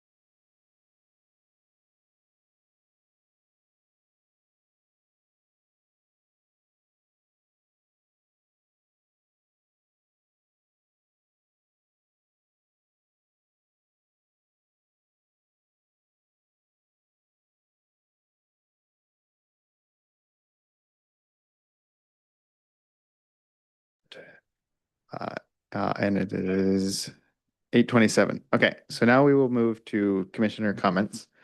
Let me get my section. Okay, I will now ask for discussion from my colleagues. Does anybody have any more comments to add? Commissioner Golakota. Thank you, Chair Bagel. I love the public comments, many useful suggestions, and I love the comment about having the vehicle speed displays put in at least the major roadways in our city where we are seeing this wider roads and a lot of speeding. Hopefully, it should kind of warn the people that they are speeding, in fact, and should probably help like this flashing sign or whatever. I really like that suggestion, and I do want to continue my point about having this data mapped out and kind of also the timestamps would be very helpful to see when these collisions are happening, what times of the day, like for example, in the morning when people are going to work, and in the afternoon when the kids are coming back from school, if there is increase in collisions, is it the pedestrian or is it the bicyclist, or which kind of collisions are happening? It's really it would be really nice even if you can dump the data into, if the city can figure out some way to dump the data into an Excel and then provide us with that, we can do some analysis at our end to see where this are happening. It shouldn't be that difficult to do that kind of analysis, and it would really help us to pinpoint which intersections, or like for example around Mary Avenue in the afternoon around from 3 to 6 p.m. the kids from Sunnyvale Middle are coming back, Homestead are coming back. So these kind of information would be helpful to see what is the collision rate like around Mary Avenue, El Camino intersection, which is a busy intersection, things like that around Fremont, Mary. These kind of information would be very helpful to see, and what kind of mitigations, or perhaps maybe your officers could be present at those intersections a few times in a year to kind of alert people that, you know what, speeding is not allowed, or people can be warned about being careful. So that's my suggestion to the city, that if we can somehow dump the data at least into an Excel sheet, we can, I mean, it's a very simple program we can write to extract the data from it and pull which intersections are doing that. It shouldn't be very difficult. So yeah, provide a map for it. Even ChatGPT these days can do phenomenal work. So a lot of things are feasible. So that's my comment. Yes, thank you. Thank you. Commissioner Mellon? Yes, so thank you again for sticking around and us asking questions, like for you to be data analysts, which we know you're not. In fact, I think it falls on us to request to the city a study issue to look for another system or a different vendor for capturing this data, because it's obvious that this system is inadequate, because we've been asking the same questions, and I still remember Commissioner Wee asking some of the same questions about the existing database. So I think that maybe we should start soliciting bids from other systems, or looking at other systems for vendors for the analytics to enable us to analyze the data, because I'm sure there are systems out there that are better than this one. And I don't know if we're constrained by what most of the cities in the county are using because of what the county does with it. But I think as Sunnyvale being the heart of Silicon Valley, we definitely need to lead the way in this regard. And that's not on you guys, it's on the city. The other thing is that, yes, I think there needs to be more enforcement activities outside daylight hours, because there are a lot of road racing and speeding events that occur in the evenings, especially in those wee hours of the mornings. I realized you're a department of 4 or a division of 4, and it feels like to me, and correct me if I'm wrong, that there's some siloing of activities that each unit performs based on their job description. And to me, public safety is not this unit is only the traffic division, they only do traffic, enforcement. This division is, crime burglary, they only do burglary, kind of thing. It's like public safety is not one thing, it's many things. And so I don't know what the constraints are with respect to unions or anything about wearing multiple hats, but I agree with you in that officers in doing other activities are just as responsible for enforcement actions that are outside of their specific job descriptions, especially if they observe them, as they are inside. So I think we'll have to speak with the chief in respect to that kind of thing, because I don't want to see siloing of activities and somebody saying that's not my department, because 4 people can't cover 24 hours. It's just not doable. I mean, especially if you have to have 2 officers on at a time. And what are you going to do? 12-hour shifts, 12-hour shifts, that's not going to work. So we need to do something like that. And then with respect to the number of collisions that we have remaining basically unchanged, I think the limitations of the data that we have from the system, being able to track what other factors are involved, the fact that we're going to always kind of be behind in looking at this data as to whether or not it's a high injury network or whatever it is going to be difficult for us to overcome the inertia of this kind of thing. I guess we're just going to have to keep pushing for better analytics, something that gives you more response time. And my last comment is with respect to the complaints response. I wanted to ask you a question. Of the complaints that come in or whatever that received, do you guys track the number of responses? I mean, how many percent, what percentage of those get actually responded to by a physical person, whether it's a telephone call or an actual visit kind of thing? We do, I would say, like a light tracking within our unit. We have a spreadsheet that we have that collects all of the complaints, and I assign them to So it's a officers. spreadsheet tracking. So there's no system that the city uses where somebody calls in a complaint, it's assigned a number, like a ticket number per se by the system. And then that ticket gets tracked through whatever workflow process to see whether or not it's addressed, resolved, or referred to another department. There's nothing like that. Yes, there is. Oh. It's the online system, that the CRM, the complaint response system, that if you wanted to submit a complaint, you Right. go online, submit the complaint. I see those that are traffic related, and abandoned vehicle related. And if there's a response needed, I respond to it. If not, it goes into our enforcement rotation log.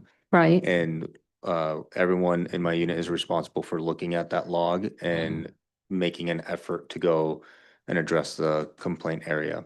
But of those complaints that you receive, do you know how many are actually addressed? Because one of the public comments, which I think is very salient, is that a person made a complaint 3 times. They went through the system or they made a phone call, and it's a black box. And they have no idea if somebody's even actually seen their complaint. And I think the public is owed a response of something, whether or not we had an officer review this and this is what we're planning kind of thing, or something, what I mean, what I'm trying to say. Well, I responded to those complaints that she mentioned. I was out on Evelyn, and I did radar enforcement when she called and emailed, Okay, and I did not observe the same issues that she was observing. okay, fair enough. And so does that actually get back to the complainant at all, or not? I mean, that's what I think they're asking for, some closure on their end. When a reply is requested, yes, I will respond. Okay. If not, if I have 100 complaints in a day and everybody excuse me, everyone requests a response. Right. My time is now going to be at the desk and not on a motorcycle. I understand that. No, I realize that, there are priorities and everything like that. I'm just saying that the public is asking for accountability as they are entitled to. And so what they want to know is that if they submit a complaint, and that's not even talking about the phone complaints, are they tracked in the same system or is it a different system? No, so that's why I created that spreadsheet, is because everything that's online Yeah, is going to be memorialized in that system. right, Everything that's a direct email to me or on a phone call or face to face right. is not memorialized, and I had a problem with that. So I created a spreadsheet so I could keep track of it, so I can have my officers respond to those areas. And if Right. they do happen at night, I do reach out to the patrol lieutenants and ask them, can you have your patrol officers focus on this area for me, please? Okay, I've had a tremendous amount of complaints. A good example is parking complaints at night. right. I ask the evening patrol lieutenant, when it's 3 a.m. and you have nothing to do, Hmm. please send your team over there and issue citations. Okay. And I'm sorry, go ahead. Yeah, no, so what I'm trying to get at is that of the complaints that you receive, trying to track how many are actually addressed, what their status is. Are they resolved? Are they terminated for lack of evidence or whatever you want to call it? Are they pending investigation? You know, is there some, you know, what percentage of those 800 tickets, you know, have been addressed is what I want to say. What of those 800, you know, requests have been addressed? So, I mean, could you give us a number? Is it possible? I can't give you a number, no. Okay, that was kind of my question. Not to put you on the spot, but I'm just trying to I say, you understand know, what you're yeah, asking, yeah, yes. yeah. It's metrics, to be honest. So that's what I was asking about. Is there, you know, so that we have a feel of, and so the public would have some idea of if they call something in that X number percentage are addressed or whatever it is, and that at the end of the year, you know, if the numbers keep getting higher and higher, you know, does the city have some sort of plan for dealing with the open tickets, as I would say, kind of thing? You know, not specifically your department, because, I mean, it impinges on your department, but I meant the city as a whole as addressing those public issues. Right. Yeah, okay. And thank you again for letting us nitpick you. My pleasure. Yeah. All right, Commissioner Wilson? Yeah, so I just wanted to say it seems that with the collision data, we're getting down to the kind of the full, I said the floor, not nitty gritty, but to the point where if there are only about 100 injury collisions per year between pedestrians and bikes and then vehicles, if the goal is to eliminate those for Vision Zero, it may be worth being able to pull all the relevant information for each of those to try to come up with any common denominators. Of course, we are making engineering improvements where possible with and we've discussed a lot of these technologies that I think are helping a lot. But to get that last mile, it may be coming down to maybe the city needs to just go ahead and decide to increase staffing at your department, because there does seem to be a strong correlation between enforcement presence and improving driver behaviors. And then even cycles too. And I've definitely been in Palo Alto when there are police officers watching stop signs to make sure bicyclists really do stop, because I agree that's important. But anyhow, it could be the enforcement and that last bit of knowledge from the data that we do get in order to close the gap and bring these numbers down. Yeah. So thanks for all your reporting and all the work you do. All right, thank you. I just have a couple comments to reiterate what I've said before. The city really, really needs to focus on traffic calming as a safety priority. Like the prevention is so much more valuable than what was the word I was looking for? Enforcement. Enforcement's useful, but if we don't have if we can prevent the problems to enforce in the first place, that's so much more important. And that's how we truly get to Vision Zero. And obviously, your DPS, you are not the prevention, you're the enforcement. But DPW and DPS needs to really work together, like that member of the public mentioned. Like DPS's recommendation needs to be consistent to DPW that traffic calming is valuable. Traffic calming will save lives. Traffic calming will prevent these injuries, and not that we need fast roads for response times. And again, that's not your position that's saying that, but it is your department, and DPS needs to work to do that going forward, in my opinion. let's see here. And I think, so I was looking at some numbers for how the city funds traffic enforcement versus some other things. So we have, I think we have, correct me if I'm wrong, we have 4 positions for traffic enforcement that are actively paid, right? One of them's in training, so it's not even being fully used. We pay for 18.8 positions in the city for the golf course, which is clearly, like, that's just an example I pulled out. Like, that one stood out to me. I think that the commission should probably work to ask city council to do a little reprioritizations and do a little bit more of the enforcement side of things, especially if we are so backlogged on abandoned vehicles that we can't even do parking violations and other safety enforcement. So I think there's some room for improvement in how much headcount is being provided to DPS to do the traffic enforcement, and I think that would go a long way if they could have extra bandwidth to do these kinds of things. And then, yeah, I reiterate just what my colleagues have said about being able to access the underlying data and try to find correlations between where and when and how things have occurred, like some statistics that I would really love to see in the next iteration of this. Again, again, I know that there's a problem with the software. It's not quite powerful enough, but I would love to see just numerical breakdowns of like driver versus bike ped at fault numbers, or if a citation was given, or the violation category. So like the spreadsheet says like it's right of way violation, or if it's driver wrong way or speeding or something. I'd love to see just a categorical breakdown of that data. If the collisions occurred mid-blocked versus at signalized intersections versus marked versus unmarked crosswalks. Like, I wasn't able to determine from the data that was provided in the agenda item if the pedestrian, like it says one of the parties was proceeding straight. And I don't know if that was proceeding straight through a crosswalk, through an intersection, just on the road. And like, it would be nice to have that information in the future. And again, I know this is all beholden to what the software can provide, but I'm just putting ideas out there of what would be useful to me. Time of day, like just numerical, like this data you gave had this information, but just like bar charts or something like numerical information of like time of day, or like day versus night, type of street, residential versus collector versus arterial. Like, we want to figure out where these problems are and where the city should focus its attention. And then just again, this is hard. It takes time. It takes effort. And I know you're underfunded, but just a map of where all the incidents occurred too would be really helpful for the commission, I think. And yeah, that's all I have to say. Thank you so much for your time. We have no more hands from the commission, and we'll move to the next agenda item. Thank you.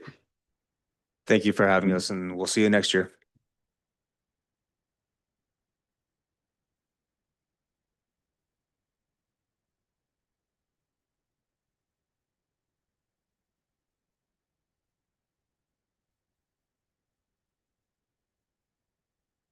All right. Next, we have item 25-0786, Vision Zero Plan Progress Update. Staff, do we have a presentation this evening? Yes, we do. Carlos will be bringing up the presentation momentarily. Okay, testing the clicker. Okay, good evening, BPEC. I will be going over the Sunnyvale Vision Zero Progress Update. My name is Angela Zwang, a transportation engineer with the city. So today we have a high-level agenda. As you can see here, I'll be going over Vision Zero plan and how we adopted it and what are the basic concepts, and then go over the collision trends and completed projects since the last time I spoke last year, and also the in-progress and future projects. So first up, what is Vision Zero? So Vision Zero is a concept that the city have adopted. It's been a ongoing global philosophy that we can eliminate the traffic fatalities and serious injuries on a long-term scale. So first part of that is identifying that safety comes first, and we prioritize it over efficiency and getting from A to B. Vision Zero also acknowledges that the deaths and serious injuries are preventable and not just accidents.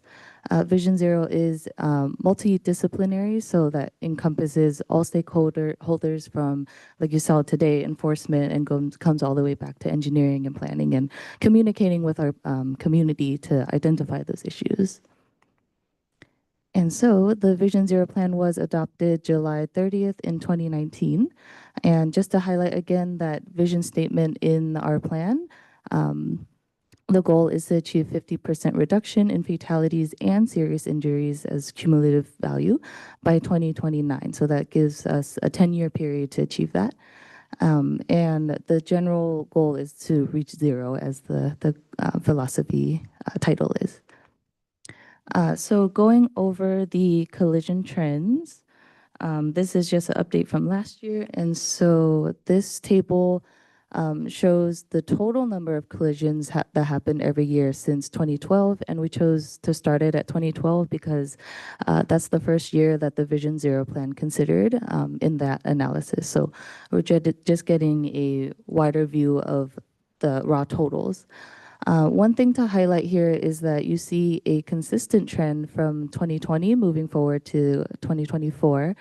And life is not as linear. So 2020 was obviously the pandemic, and there wasn't as many volume vehicles and people on the roadway. And so that's why you see a significant drop that year.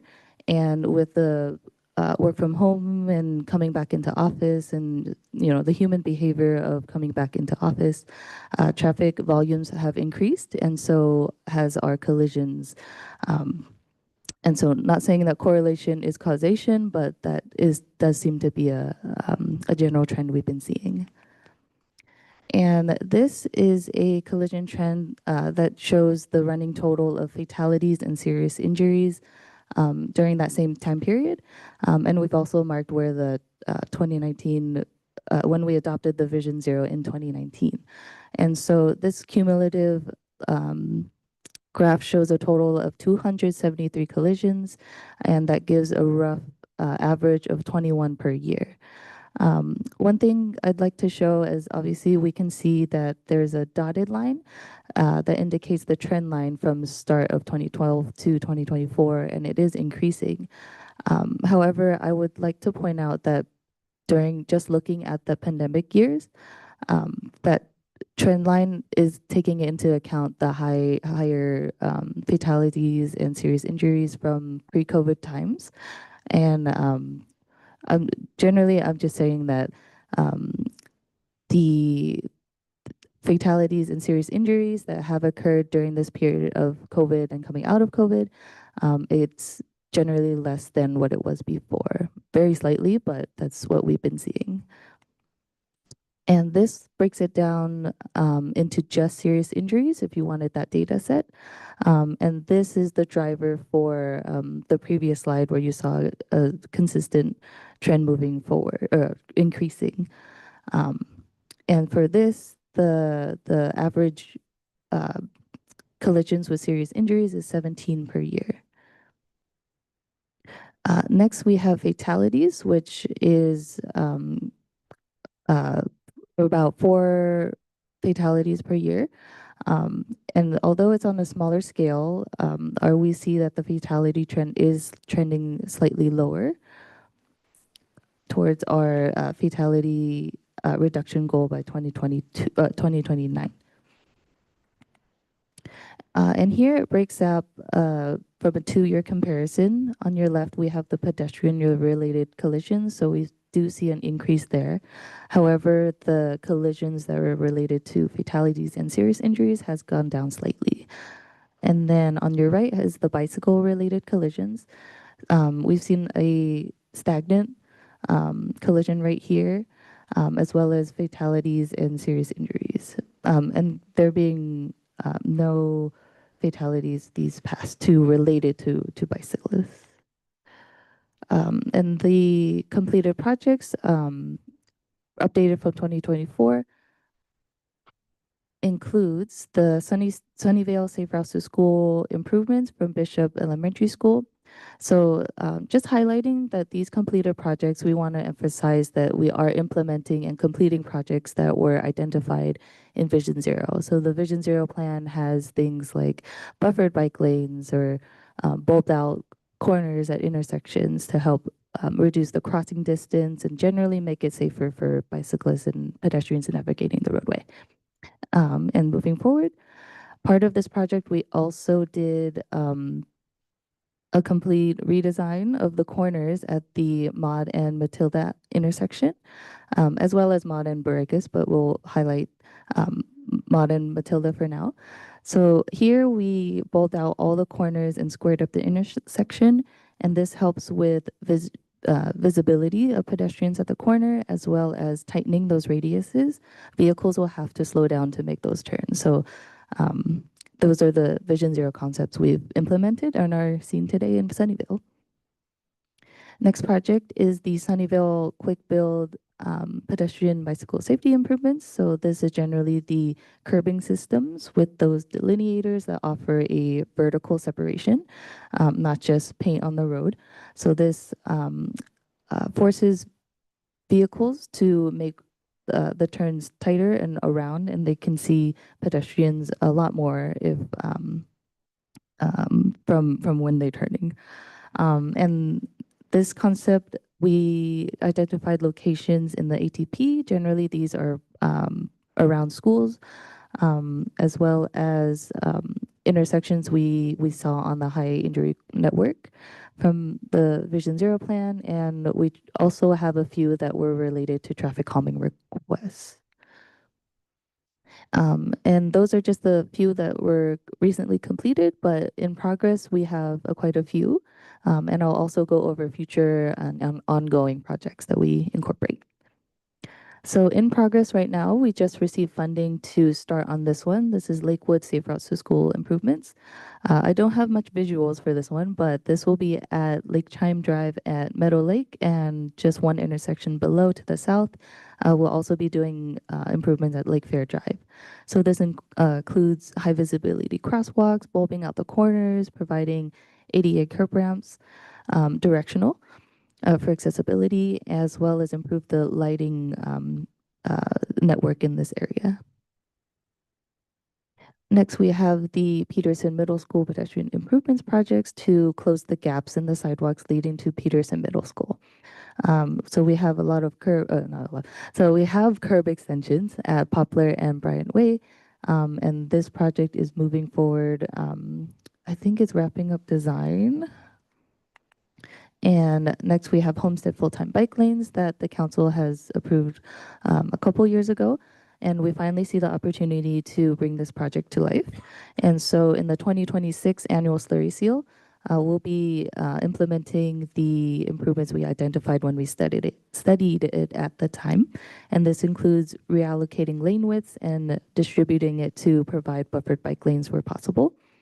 And this is just a typical cross-section for the specific dimensions we plan to implement, given the appropriate curb-to-curb at some cross-sections.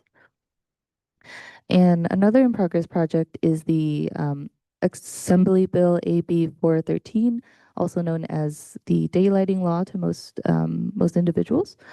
And this law was aimed to improve visibility for pedestrians, especially at crosswalks or crossing an intersection. So although it's at an intersection, not all crosswalks are marked. And so this encompasses all crossings. And just to highlight, so we'll be painting 20 feet on the approach side to provide that visibility when pedestrians are crossing on the right-hand side, for example. If you're going northbound on this image, you'll be able to see that pedestrian on the right crossing to the west a lot more. And so currently the city has funding and staffed to implement high priority locations. This list is 50% complete out of around 300 locations. And the high priority would mean that it's by school, it's next to retail that generates high pedestrian use, as well as senior centers. And we have another project that's also related to Safe Routes to School near the Stale and Bradley Corners neighborhood. This includes 3 different locations: Borregas Avenue at Hemlock Avenue, and Borregas Avenue at Duane Avenue, and Gale Avenue and Gladiola Avenue. So all 3 of these will have something to improve crossing. And so one of the elements would be a flashing beacon. So that's the rapid flashing lights you'll see, to help really notify make it very apparent to drivers that someone is crossing. And then we'll be painting the crosswalks high visibility. So that's adding more paint and it being more reflective to dictate that that's a crossing area, as well as providing curb extensions to lessen the crossing distance for pedestrians. And this one is actually almost complete. This is at the Peary Park specific plan area. And so this intersection at Potrero Avenue and Hermoso Court is getting all 4 corners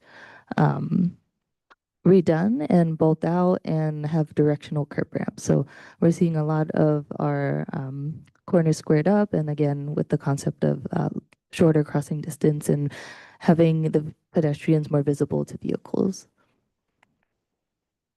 And finally, I have the outreach plan for Vision Zero. So I've talked a lot about infrastructure. So this one aims at education, one of the 3 E's that Lieutenant Galazzo had mentioned before. And so this campaign aims to educate the public and provide, for example, one of the elements is putting banners on the streetlight poles or more signage just to be aware that these are high injury networks, or emphasize that Vision Zero, this is the goal in this area, and just echo that the philosophy to the drivers that they go by or any travelers. And so this campaign aims to actually get more interaction and outreach with the public that our engineering team is trying very, very hard to achieve. And this is just the echo that public safety. So we work closely with Lieutenant Galazzo on patrolling, as he's mentioned before, as well as educating children at the schools, as well as posting on their social medias about anything that they want to highlight for traffic safety. We also have Safe Routes to School. So we do have a Safe Routes to School liaison who coordinates education directly with the younger students, aiming at elementary and middle school students. So this includes workshops to understand how teaching young children how to cross safely and make eye contact with drivers, and generally just good behavior you should have when you're out there on the roadways. As well as we're working on more traffic safety videos. So that includes, for example, one we're working on is what are the good tips to stay visible at night? And other ongoing projects. So these are specifically catered to signalized intersections. And we've already implemented a few of these. So advanced dilemma zones, that's adds an extra level of detection so that when the light is about to turn yellow, it reduces that ambiguity of if I should stop or completely stop or should I speed up. It's that dilemma area, and so we've optimized that for greater safety precautions. And another one to highlight is leading pedestrian intervals. So that allows pedestrians to walk earlier than, so not at the same time as the green as the vehicles. So it gives the precedence that the pedestrians can take right of way in the crosswalk before a vehicle can enter the intersection. And just to highlight future projects that we do keep in mind the Vision Zero, even though we have completed projects, current ongoing projects, we do think about where to implement the Vision Zero concepts in early stages. So anywhere we can identify where we can have better bicycle facilities and reference our active transportation plan, as well as enforce parking, no restricted parking at the corner with the AB 413 to improve visibility at the corners, as well as land development. So when developers come and redo their site, we do hold them accountable to improve the offsite. So that's public right of way. So roadway lighting, we have them put in new street lights with current standards, and have the spacing so that it's not too bright or too dark in certain areas, and things that are generally better for the community once they are developed. And that draws the conclusion to my presentation. So the Vision Zero plan is accessible on our city's website at sunnyvale.ca.gov. If you search for transportation and traffic safety, it will be a link directly to the plan on there. And that concludes my presentation.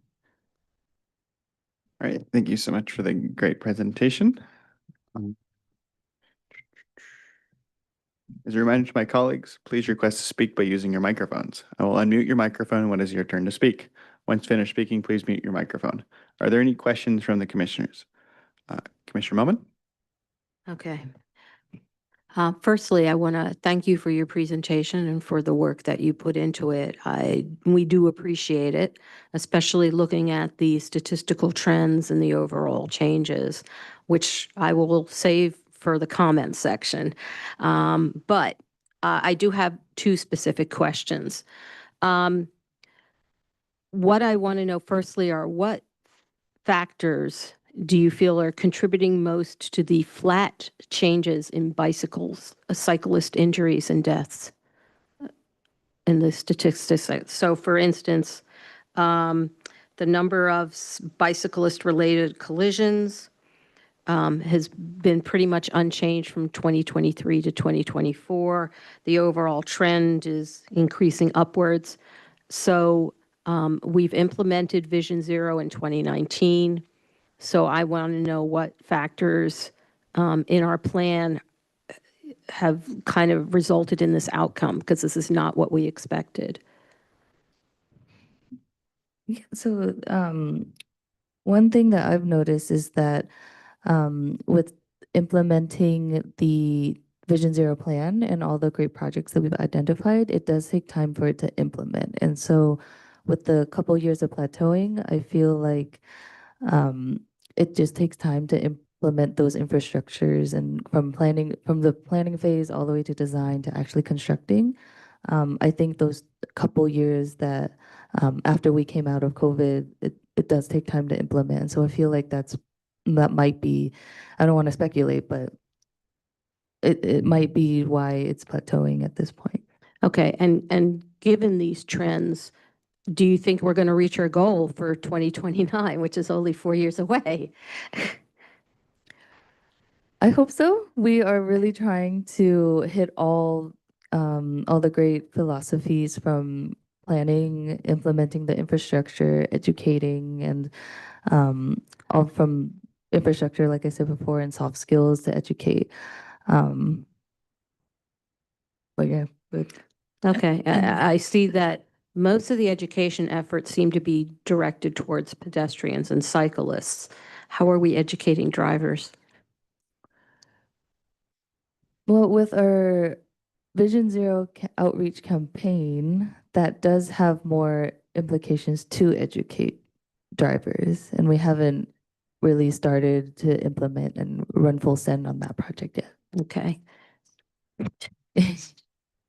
And that's for the comment And section. I want to, and also want to emphasize that City Council has approved the council strategic, I forget the exact terminology. I think it's called a council strategic work plan back in April. Right. And their focus is really trying to refocus our staff's time in implementing projects that I identify in the ATP and proceeding with a lot of the engineering concepts and programs with Vision Zero. And in the past few years, staff have been pulled in different directions in working on some projects that are not necessarily in some of these plans. So hopefully with a focused strategic work plan that council has approved, staff could spend more time in trying to implement all these projects that are identified in these plans. Okay, because I'm putting on my Commissioner Bonet hat here because he would probably ask this question. For the specific changes that were identified in the high injury network, will there be before and after statistical analysis of how effective those changes were made to those identified sites in the high injury network? So we don't know the time frame yet, but we will be at some point updating some of the collision analysis as a whole, so that we can take a look at. We'll have a revised, kind of like collision analysis citywide, and at that point we can kind of take a look at, like take a deeper dive on all these collision analysis and locations and see what has changed. Yes, because I mean, that would be the key thing, is to see whether these changes to areas identified in the high injury network have actually been effective. And then the other thing that I wanted to ask about is the overall trends, thanks to the previous presentation that we've had from the Public Safety Division, the overall trends for pedestrian injuries and pedestrian deaths are flat. They're pretty much flat. We're on track this year for another 4 deaths. We've already had 2. We got another 6 months for 2 more, and I'm sure, unfortunately, that will probably occur. So, what are the primary factors in yielding these kinds of results? I mean, since we implemented Vision Zero, we're flatlined on these collision deaths. I mean, we probably need to take a look. So 4 per year. If we're looking at 50%, we're looking at 2. And if we're looking at, like, a lot of these collisions, we really have to take a look at what the cause is. Some of them are preventable, not all of them are controlled by engineering or education. So it depends. I mean, like, some of it, if it's, I can't speak in terms of what exactly those collision causes are. Right. But I mean, well, short of a pedestrian jumping out in front of a car, I would say all pedestrian and vehicle collisions are preventable.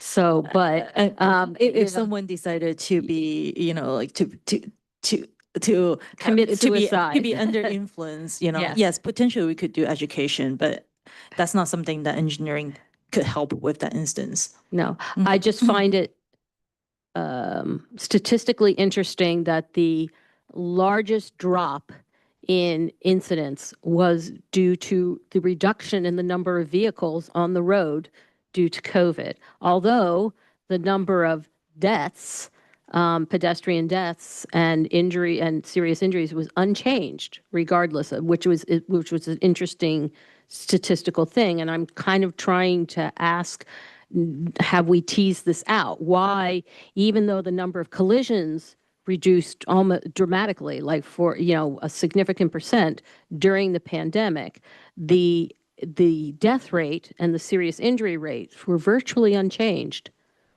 So I think during the pandemic, even though the number of vehicles who are traveling on the road has decreased, the number of people who actually bike and ped.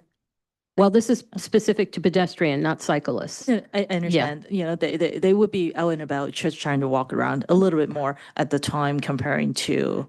So even though there's less drivers out there, You're saying because there were more pedestrians, there were more deaths. It's, not necessarily because of that, but then there's more people out there, so more people exposed to vehicles.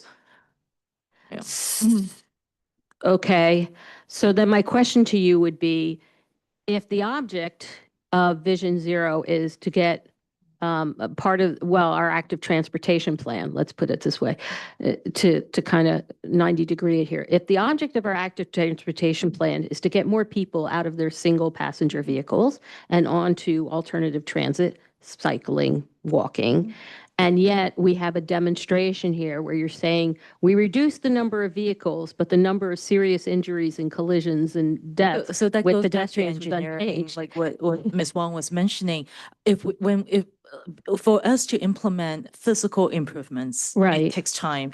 Not even before the planning, we need to get funding first. I understand. So, you know, yeah. it is a process. Like you have seen, you've been on BPAC for a few years. You've seen how long each project actually takes. Right, yeah. Even just to do the study, you know, Right. not even doing construction. Right. So let's say, you know, like the plan was approved in 2019. and Right. we started looking at getting funding for planning and And it construction. takes 4 years. Yeah, I know. Might, you know, some of the projects we might not even be constructing yet.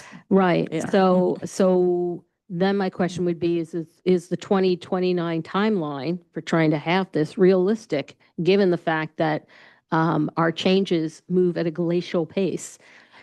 So like, as I mentioned, at some point we will be doing, you know, some additional updates to the plan, including, you know, doing additional analysis. At that point, we could take a look at whether this is, you know, realistic or not. But for now, because we actually don't have the resource to do the same kind of deep dive analysis as we did when we developed the ATP, the Vision Zero plan. So I can't tell for sure, you know, exactly what the costs are for all these collisions citywide, what the costs are for, you know, where's the high injury network and so forth. So with respect to that analysis that you're talking about, since the inaction date of the plan is supposed to be 2029, will we get an analysis before 2029?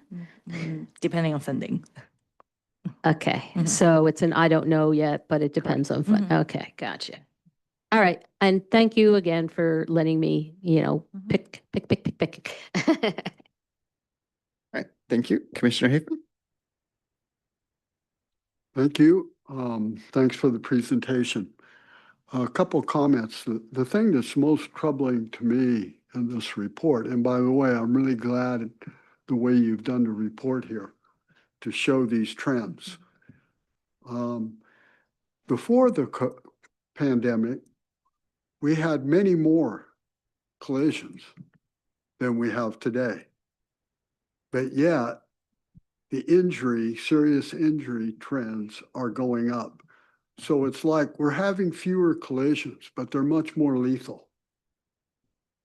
And that, I think, do you have any understanding of what, and I'm not talking COVID now, you know, even 2024, many fewer collisions than there were, say, in 2019.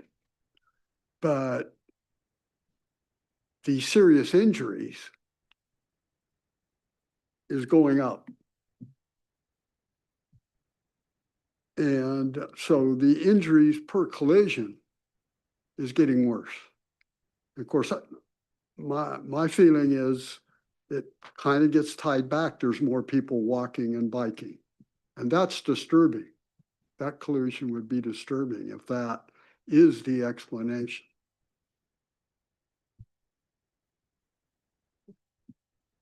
We took a quick look at traffic volumes pre-pandemic, 2019 versus what we have today. And on average, it looks like, I mean, we haven't returned to pre-pandemic level, but it's about 90% there. And so if you look at the trend, if we compare to the fatality and serious injuries in 2019 versus 2024, you know, assuming that it's about 90% of the traffic, the trend is not necessarily going up. It's more so flat or slightly going down, but not necessarily going up. But I was talking about collisions, Mhm. number of collisions, not the amount of traffic.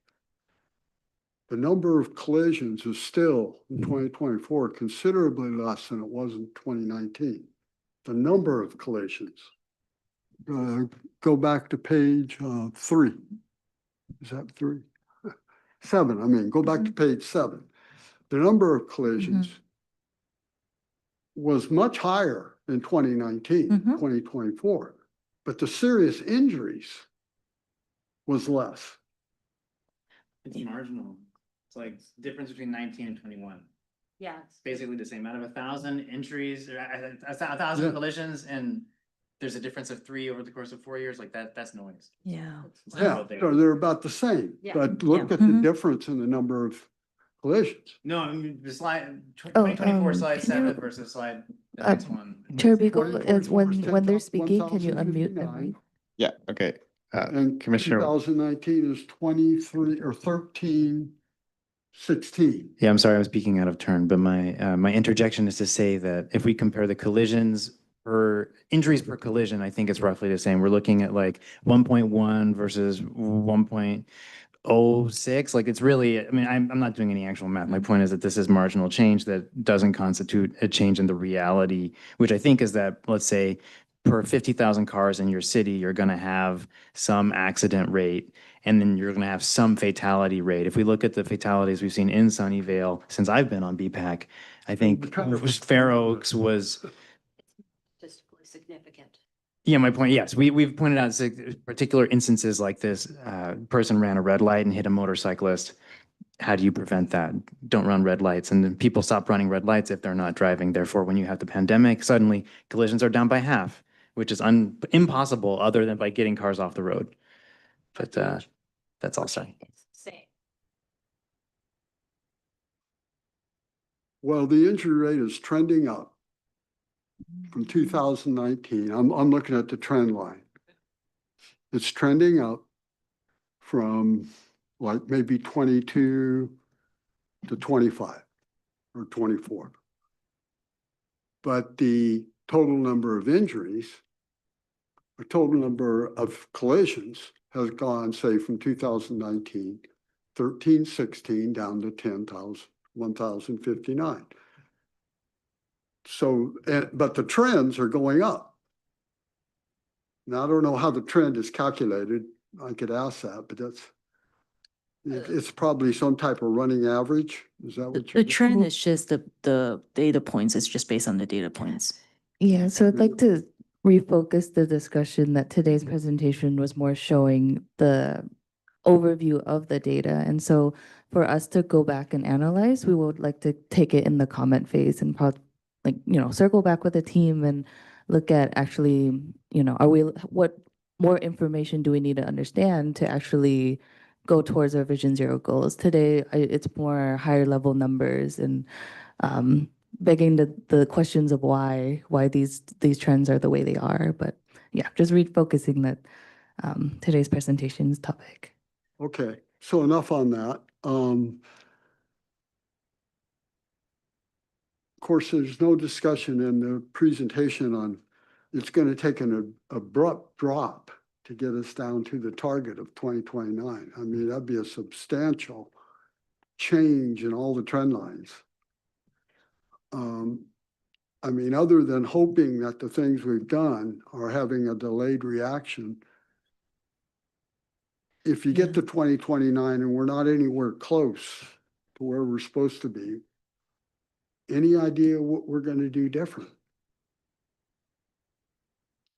So like if you look at the trend, line, it's based on the different points, but then, I mean, different data points, but if you actually look at the data points and relevant to where the goals are, the serious injury one, that one, the data is a little higher than from what our goal is. It's not getting close to what we want.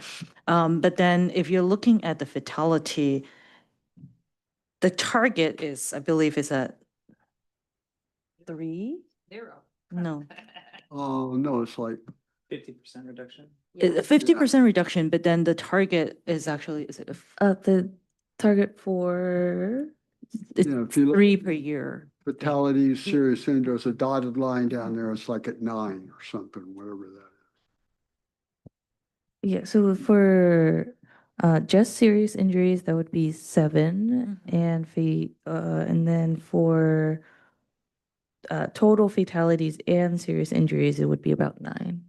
Okay, so basically for fatality, the goal is to get it down to 2 per year.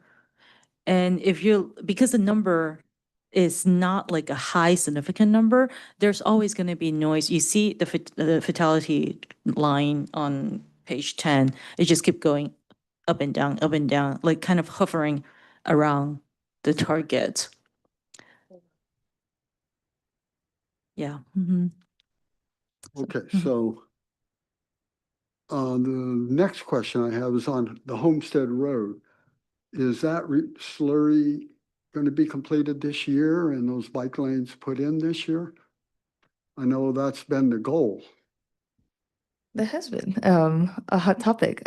So the process right now is the slurry will occur in 2026, and so right now we're doing the early stages of design. So actually going out to measure that curb to curb and understanding what are our limitations to implement those buffered bike lanes, as well as keep it up to date. As in, because those are now bike lanes, we have stencils to supplement those. Does Okay. that answer your question? Or were you So more we're focused on looking at timeline? Work to be completed in 2026, is that correct? Correct. Understand. Summer 2026.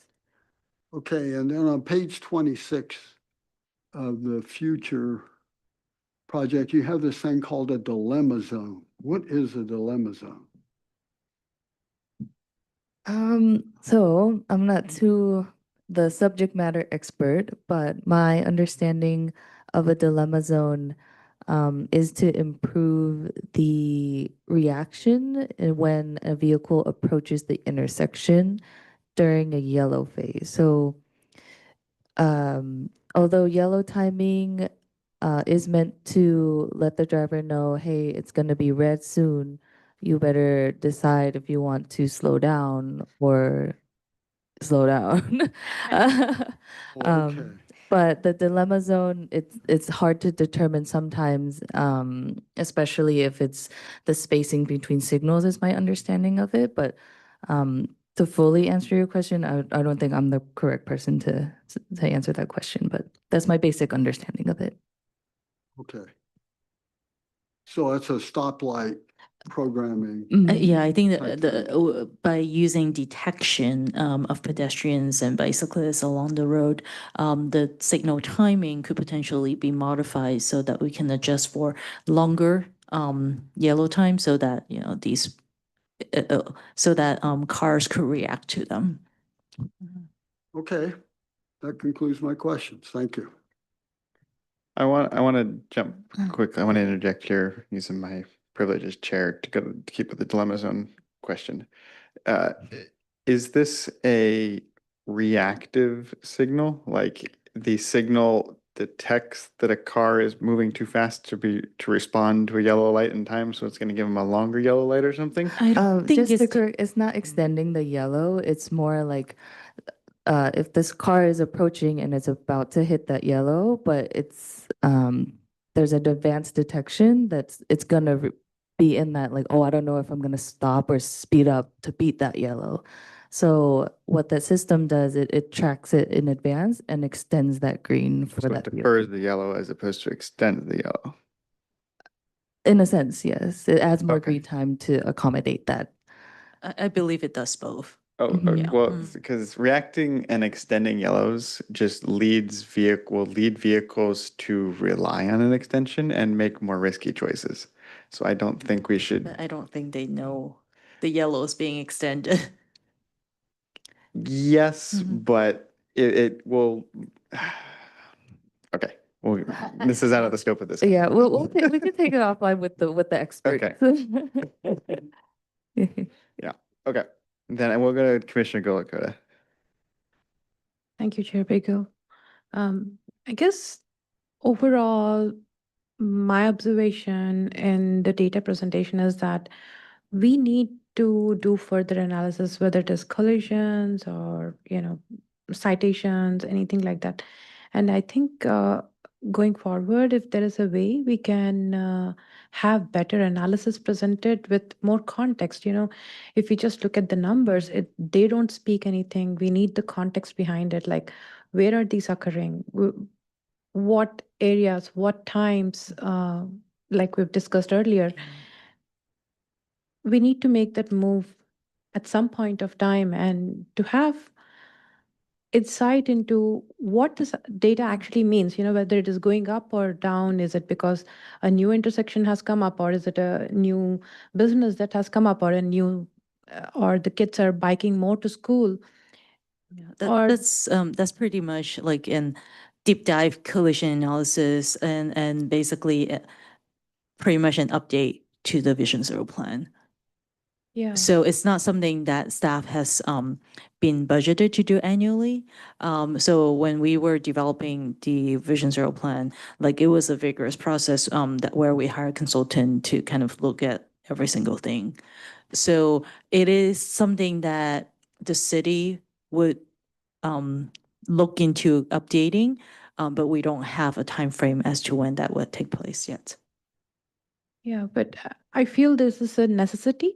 If we really want to achieve the Vision Zero plan, and also even from an engineering perspective, the transportation planner perspective, changing all these different traffic calming measures, to know whether they're effective or where they are needed, we definitely need to have a much bigger understanding of what's going on the road. And I don't personally believe that these collision reports are the full picture of what's going on the road.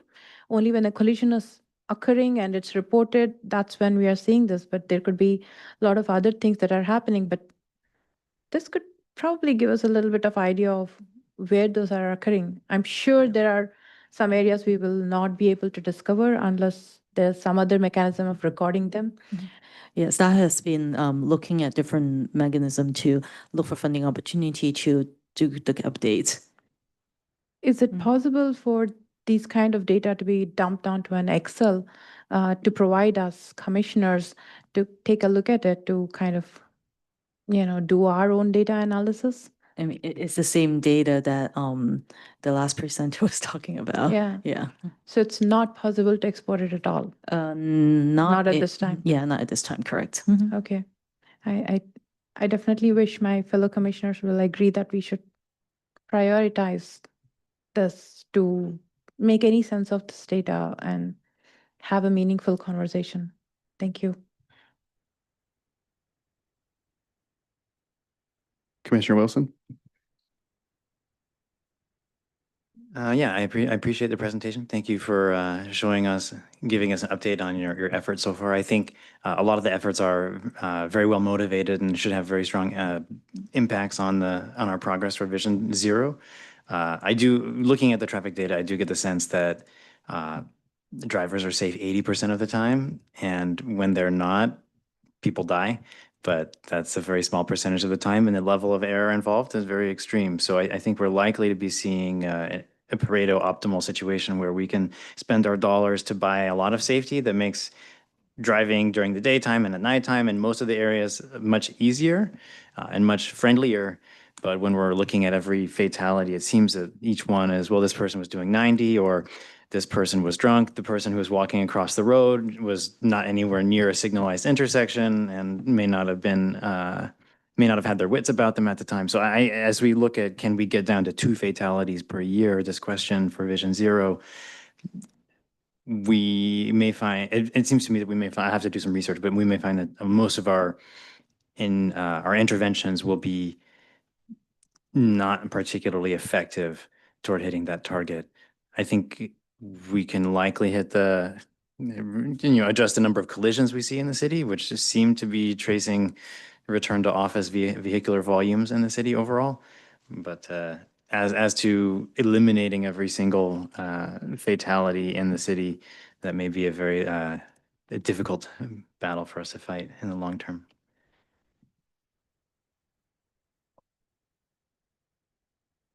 All right, thank you. I've got a couple questions of my own. Second, let me get them back up. Okay.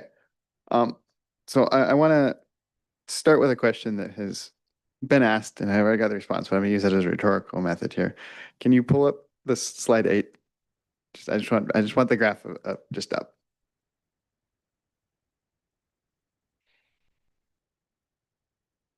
All right, trend line is there. We have our target below 10, and we have the current data. Does anybody in DPW believe that we are going to hit that target by 2029?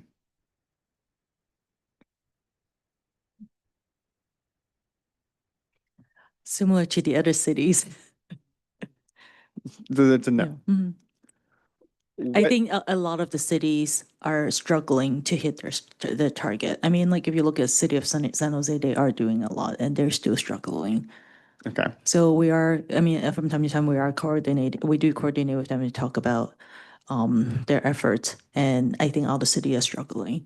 Okay. Mhm. So we have 4 years until that target. It seems the general consensus is that hitting that target is going to be tough. Do we need to reevaluate the target or do we need to change our strategies? Like, I know things are slow, changes take time. Where do we as a city need to be proceeding? I think that's a discussion when we actually do have a project to update the plan. Not, it's not a discussion that we could have right now in terms of whether we should change our target or not. It will be part of an update. I'm not sure I follow. Why? Could you repeat what you're saying there? So at some point we will be looking at updating the Vision Zero plan, and that would be that would be the right timing to evaluate whether the goal that we have set is something that we want to keep or if we want to modify. Okay, and when will that reevaluation occur? We don't have a project to do that yet. So the project to reevaluate the Vision Zero's goal is The unfunded. project to update, to look at all the collision analysis in details and then, potentially determine where might some of these high injury network are and things like that. So it's a comprehensive analysis. I mean, the Vision Zero plan, when we developed it, it took a year and a half or two to even do the entire plan. Yeah. Mhm. I guess the thought process that I'm seeing going forward here is that we're 6 years into this. We have 4 years more to the target. We're more than halfway there. And the slow bureaucratic nature of city government is not seeing an impact. Do we need to be focusing more on immediate results with quick build projects? We had I know, so implemented we quick have done build quick build projects. projects. Do we need to do Yeah. more? We had implemented quick build projects. We are implementing, whatever new projects that we're implementing. We're pulling design elements from Vision Zero plan to implement in there. And then, as Ms. Wang mentioned, we are going to be doing implementing an outreach plan. I mean, like all this time, like we were trying to do it under enforcement, we were trying to do it under engineering, but yet we haven't really do a big push in education. So that's one of our goal this year is to actually do, implement the outreach plan so that we could bring this concept and, to the public and make sure we're kind of doing a big outreach and have the public understand what Vision Zero really is and what does it mean. So this is just an outreach to tell people to stop injuring people? I'm not sure what education is going to be valuable here. To expand on like what that outreach plan consists of, so it aims kind of more for connection with the community. So we have different like pledges systems that we've thought about, like creating a web page that actually incentivizes people to say, I pledge to drive safely, like just throwing out random taglines, right? But just getting a sense of like connection with those people driving, or where I'm getting at. If I may, everybody thinks they drive safely. Everybody will pledge. I mean, not everybody will pledge. Everybody will be happy to pledge. But it doesn't, just because someone says they're going to drive safely doesn't mean they will. Like, I don't know if this is do we expect to see like progress towards our goal based on getting people to say, I It's- promise to it's a drive more start. safely? As far as I know, not to get into the weeds, but having something committed and something that appears in your emails or something like even I'm subscribed to our city's environmental educate like newsletter that comes in, and it's always a reminder saying like be sure to separate your recycling appropriately. Like I think I recycle, but sometimes it ends up being wishful recycling. But I digress. But something that's consistent and reminding you of the traffic implications is better than nothing. Well, I mean, part of the outreach plan like that we're looking to implement would also, involve creating videos to educate people to remind them how to drive safely, and so forth. And also not only on the driver's side, again, to educate pedestrians and cyclists, how to be smart, right? They need to understand, kind of like teaching a kid how to cross. You need to be aware of your surrounding. So these are some of the things that is part of the outreach plan where we're trying to educate people first of all, what this Vision Zero concept is, and then, how they could be part of it to help us achieve that. So, I mean, a lot of the residents, I would say, might not even be aware, what is Vision Zero, and that we do have that goal. Like for residents who are really into understanding the city's planning process and so forth, they would understand. But, for residents who are not that in touch with it, they might not know what it is. So our goal is really trying to push it out so that a lot of more residents will understand this is what we're pushing for. This is how you could help us achieve that goal. Okay. Mm-hmm. I think you've answered my question. You have not convinced me, but that's not the purpose of this question session. Mm-hmm. So I'm not going to belabor the point further. Okay, so we keep the slides up. We have this total magnitude. Also, thank you for putting up with that line of questioning. Back to the slide here. We have this magnitude of collisions, and there was the discussion earlier on the number of collisions versus the injuries and stuff, and like the drop off in driving with COVID and stuff. Do we have data that is just go back to vehicles miles traveled for vehicles and bicycles and pedestrians? I mean, the pedestrians aren't a vehicle, but do we have data broken up per year of how much of each activity is being performed citywide? And obviously it can't be perfect, it's just an estimate. You do a sample, some survey, and you can extrapolate from there. But do we calculate this for either the Vision Zero project or the Climate Action Playbook project or something? Do we have an understanding of VMT per year? Industry-wise, there's no good ways in calculating it because we just don't know exactly how far every single vehicle drives every single day. We try to look at, we're still exploring ways in terms of how to, effectively calculate some meaningful numbers that we could compare year after year. So to answer your questions, we don't have an actual way to measure actual VMT out there. We have a way to estimate it, but this is like really based on land use. Is this something that perhaps I think it was block that was mentioned in the previous presentation could be used to calculate? I think this is a more general industry entrepreneurship is where I'm getting. Okay. Something that's not immediately accessible to the city at this point. Okay. Then moving on. So obviously you mentioned that you're just presenting the data and conclusions can come later.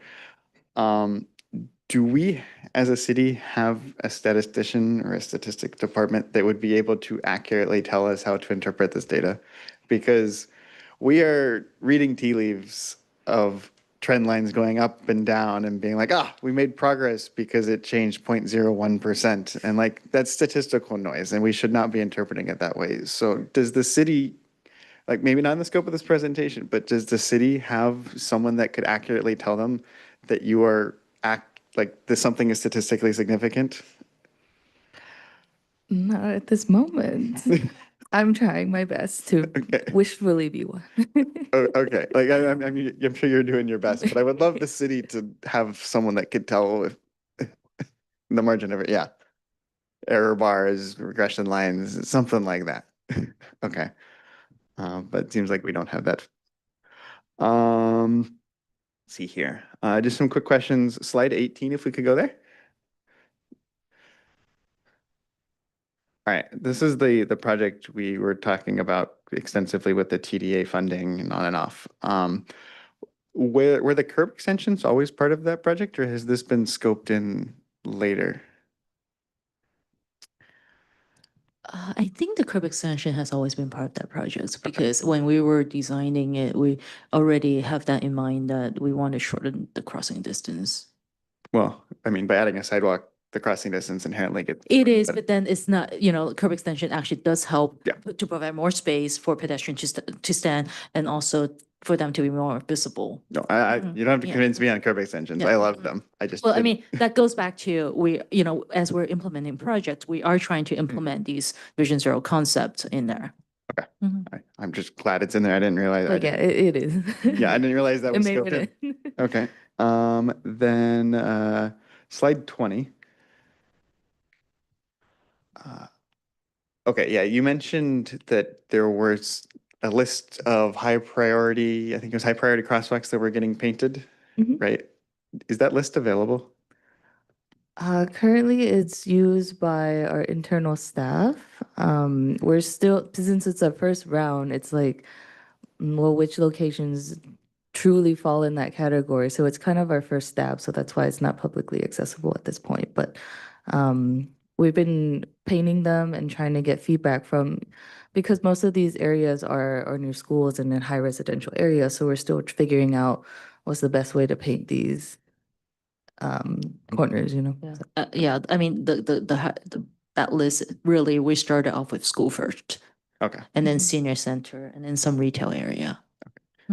so I get it's internal only, but for in the future, could we perhaps provide it kind of like we do with the slurry seal list of just like, here's the curb painting list? Yeah, that's something we circle back with the team on and see Okay. if that can be That could be possible. useful. Mhm.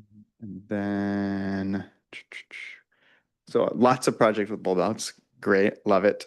Do we have any projects that are incorporating like raised crosswalks or continuous sidewalks? I think the Caltrain project is thinking about that. Yeah, so but we're considering, and so I say considering because they're all still in the planning phase, and it will ultimately be council's decision if we do move forward with those raised crosswalks or not.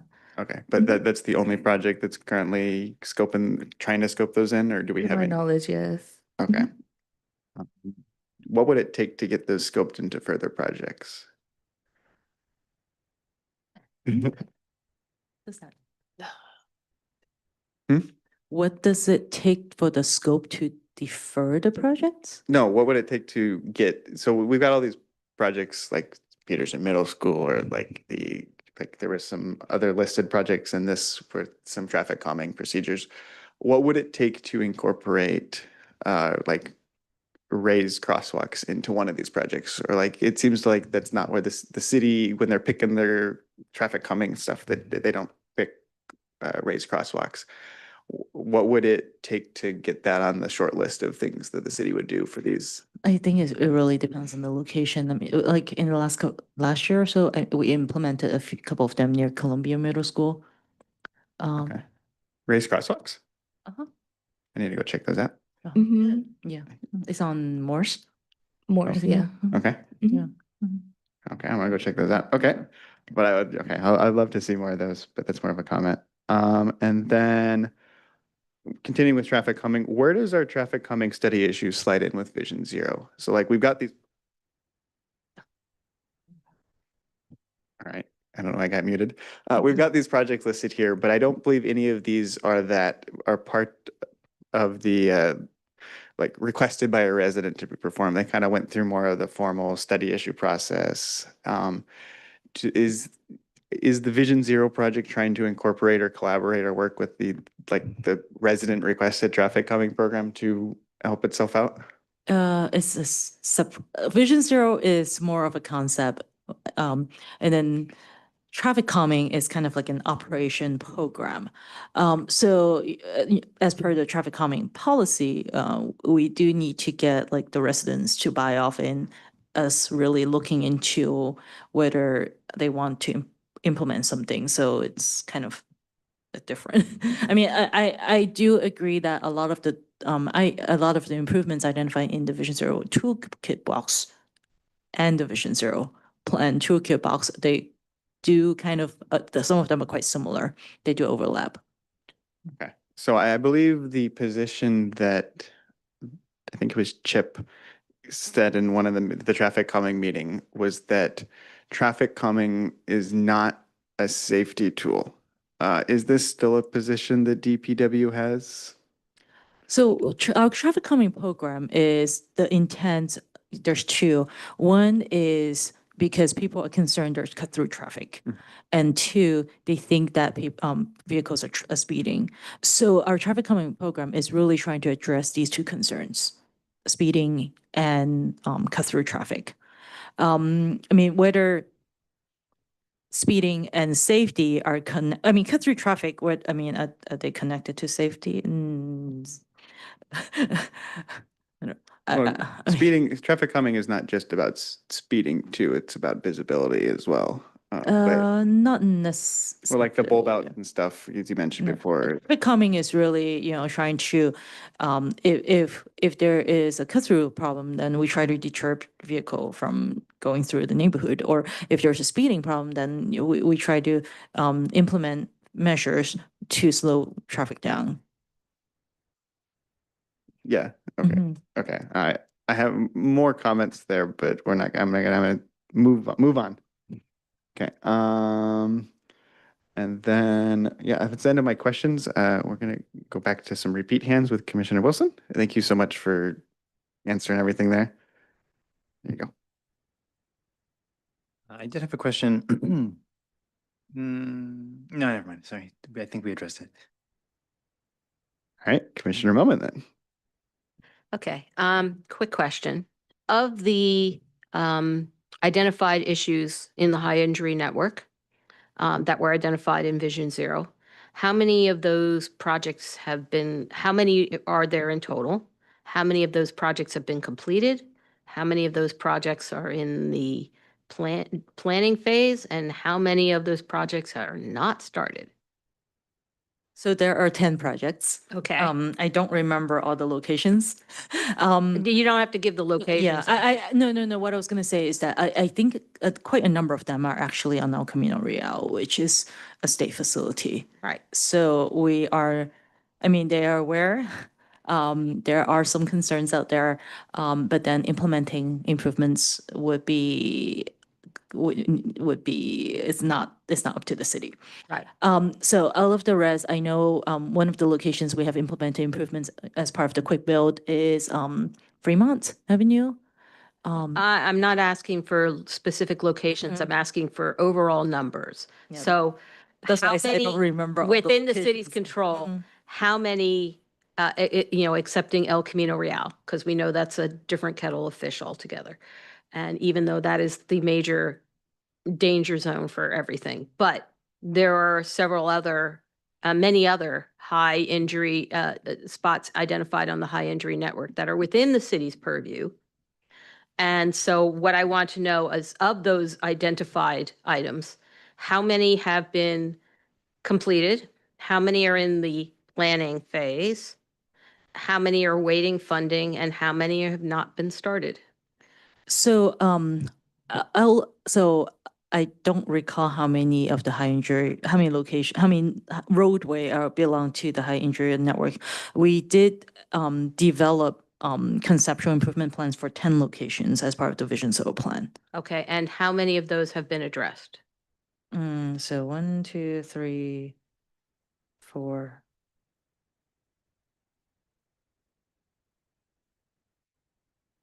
So I believe about 4 to 5 of them, 5 of them are on El Camino, or 1, 2, 3, 4, 4 to 5 of them are on El Camino. So the rest of them, we have worked on 2 of them. When you say worked on, does that mean they've been completed? They're in progress? What is their Um, status? So one of them is Matilda and Maud. Okay, So we have worked on removing the Park Trap Island at those 4 corners at that location. okay. And then the other one is the Fremont Avenue one. We did some improvements mid-block as well as at the intersection of not Hollenbeck, at the intersection of what's that street? Manet, Bob White. Okay, So the intersection of Sunnyvale is also included. That one we haven't done a lot on yet, and that would be pending on, one of the studies to look at if we have additional, like whether we could change it to scramble or some other improvements.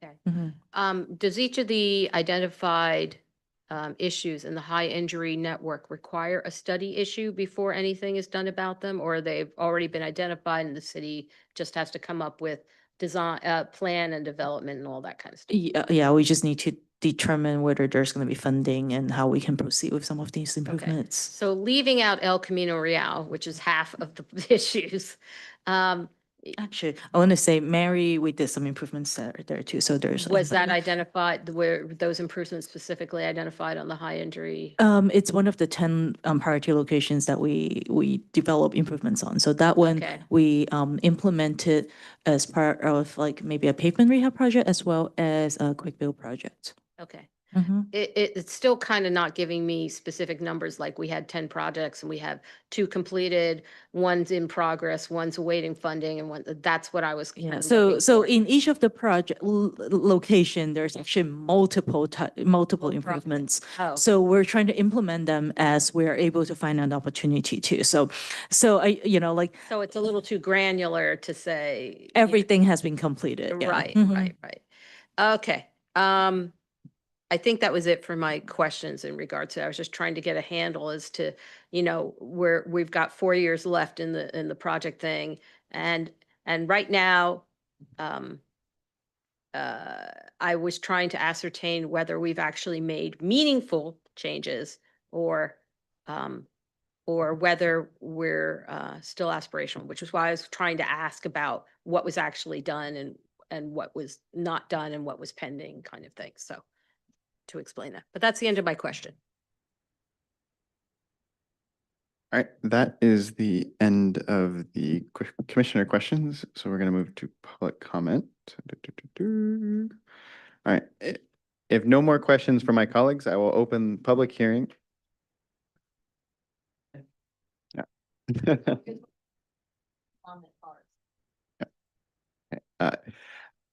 If no more questions from my colleagues, I will open public hearing and take public comment at 9:55 p.m. A reminder to the public, please submit a speaker card to the staff liaison, raise your digital hand now, or dial *9 on a telephone if you wish to address the commission.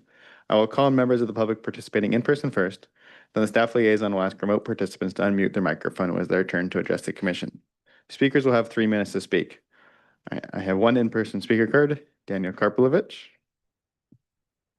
Thank you. I'm willing to go on the record to pledge that I will not fatally hit or seriously injure anyone driving, biking, or even walking.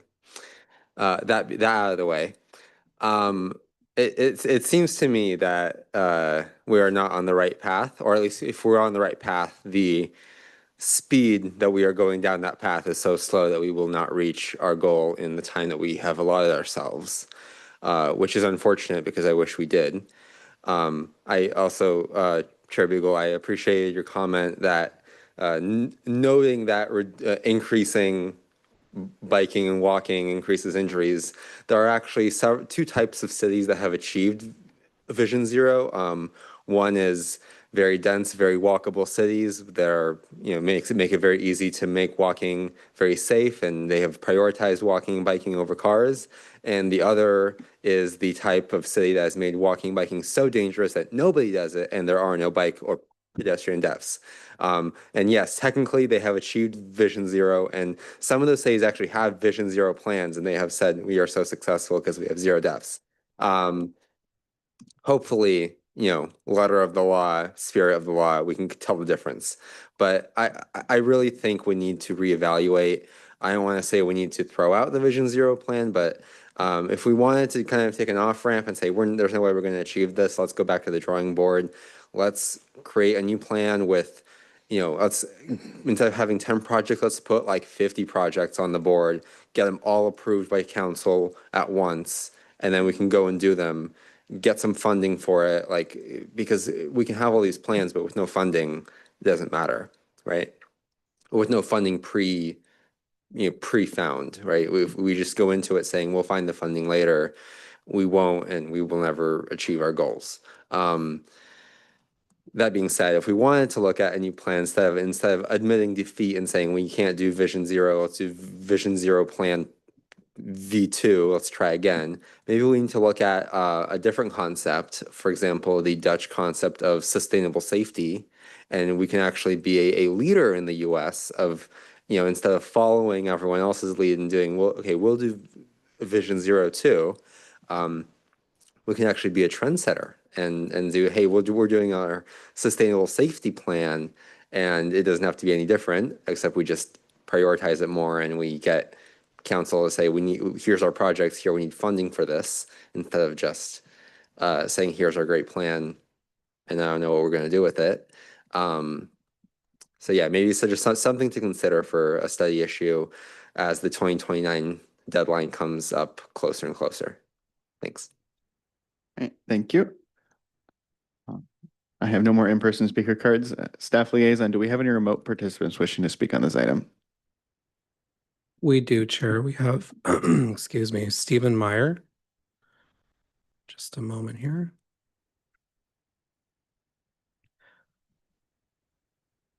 Stephen, you've been unmuted and you have 3 minutes to address the commission. Yes, hello, commissioners and staff. I managed to ride home in beautiful sunset. I had a safe ride home. It was great. So my comment tonight is primarily around study issues and the study issue process. So my big concern with the study issue process is that staff works for a long time before taking input. Steve, is this relevant to the Vision Zero agenda item? Well, yes. Okay, perfect. Then continue on. So with regard to Vision Zero, we only can achieve Vision Zero if we go fast. And the study issue process is very slow. So my point is that staff really needs to engage council much earlier, much more frequently, because I see a frustration in council members being consulted at the last possible stage when 2 years of effort and lots of consultant monies have been spent. Similarly, we see this engagement with DPS where they come at the end and say no to a project. So in order to achieve Vision Zero, things need to go much, much faster, rapidly. Like it's a crisis, which it is. People are dying. So that means it's crisis, right? In a crisis, I don't know why we spend 2 years doing consultant studies on parking when the people whose homes on these streets come back and object about parking. So my bottom line is that staff really needs to revise their way they're approaching study issues and find a way to just go much, much faster. That's my main comment. Thank you. Thank you. That was our last remote participant for this item, Chair. Thank you. If no more speakers, I will go ahead and close public comment at 10 p.m. I will now ask for discussion from my colleagues. First up, Commissioner Melman. So with respect to Vision Zero, Personally, yeah, I thank you for the presentation and for the analysis and the breakdowns and the trends. But when I see things like we had half the number of vehicle collisions during COVID, but we had the same number of serious injuries and fatalities during COVID, it seems like the problem is not necessarily the number of vehicles on the road, it's the behavior of the vehicles that are on the road. And so a lot of these Vision Zero projects are not addressing the root cause, which is the vehicles, not the pedestrians, not the cyclists specifically, although providing infrastructure for them certainly helps them actually get to places. But it's the fact that we are not really designing our roadways to change the driver behavior. We are still prioritizing every single project that we get. We always get pushback about whether it's an arterial, whether it's a feeder, whether it's this or that, the number of vehicles it can support, not the safety of the other people that are using the same area. So it's how we are approaching this. We need to, the root cause is vehicular behavior, not the behavior of the pedestrians and cyclists. Yes, you can educate the cyclists how to be safer, but when the laws of physics are applied and the cyclist is confronted with a 3,500-pound vehicle going 40 miles an hour that rolls through no turn, right turn on red, or right hooks them, or whatever. The fact is that the cyclist or the pedestrian is always going to lose. And so the thing is that we need to be designing our roadways from the get-go to accommodate what we are stating our goal is, which is reducing the number of pedestrian and cyclists' fatal and serious injuries. And we have failed to do that. I mean, the graphs tell it. We're flat on all those things. A slight decline is statistically insignificant. You know, one less person is, I hate to say the word, statistically insignificant when you have 4 deaths per year. Our goal should be 0 deaths per year, period, or 0 injuries, because those injuries, like traumatic brain injuries, result in lifetimes of disabilities and stuff like that. So it's not just, you know, something that people recover from. It's something that sometimes people never recover from. And so I think that, number one, we need to get an analysis of the changes that we have implemented so far and whether they've actually made significant differences in the high injury network, to see if we're successful. And we should do that earlier than later. And I realize it's not up to city staff to fund this, but I think city staff should be going to council and saying, hey, we're going to need bucks for this, and we need to give it to us so we can get our consultants in to do the data deep dive that we ourselves cannot do because we don't have a statistician on staff. So, and then the other thing is that we as a city and the city council and the Department of Public Works as well needs to commit to creating safer streets, not for the cars, but for everybody else. Because the cars will get where they need to go. It's everybody else that needs to get where they need to go safely. And I'm not even just talking about El Camino Real, which is another thing. I'm talking about every other intersection within the city that's under our control.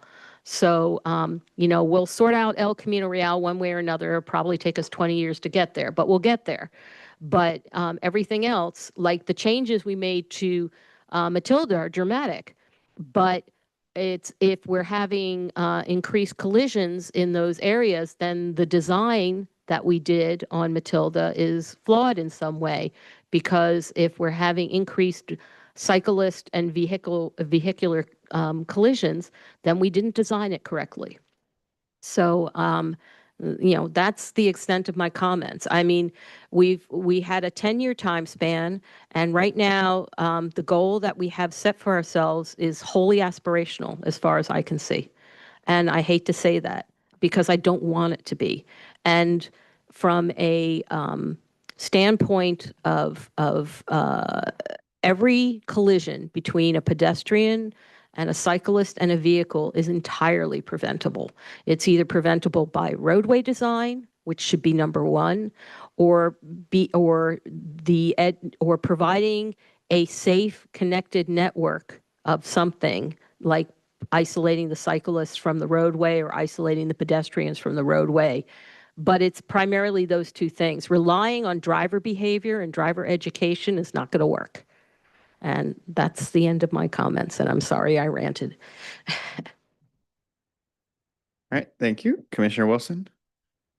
Yeah, I think it's a tough issue. I think I agree with Commissioner Millman that at this stage, given that we're 6 years into a 10-year goal, I think it should be a pretty high priority to pause and look at and make sure that our efforts are moving in the right direction. I think so far we've been buying a lot of safety, we're making it easier and easier to avert near misses is maybe the way I'd look at it.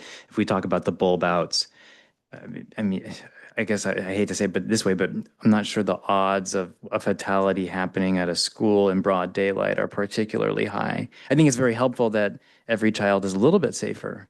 But when we're looking at the fatalities, we know it's 2 a.m., someone's drunk, they're wandering across the road mid-block, and the driver is driving the speed limit, and maybe they're on their phone, maybe they're not, but they're not paying enough attention to stop their vehicle in the 20 meters they have before they hit that pedestrian. Point being, I think with the serious injuries and fatalities only numbering, 20 per year, I mean, assuming the data is relatively easy to get, that's like a week to read through the last 5 years and just count every single one and say how many of these can be addressed, how many of them are like the officers were discussing today, someone running a red light and accidentally hitting a motorcyclist. It's a terrible thing, but I don't see an easy way to prevent that collision. So I think if we retool, we'll be able to say, hey, look, some of these numbers cannot be easily pushed. And that'll help us. And then, especially when people are telling us we should be looking at the study issue process.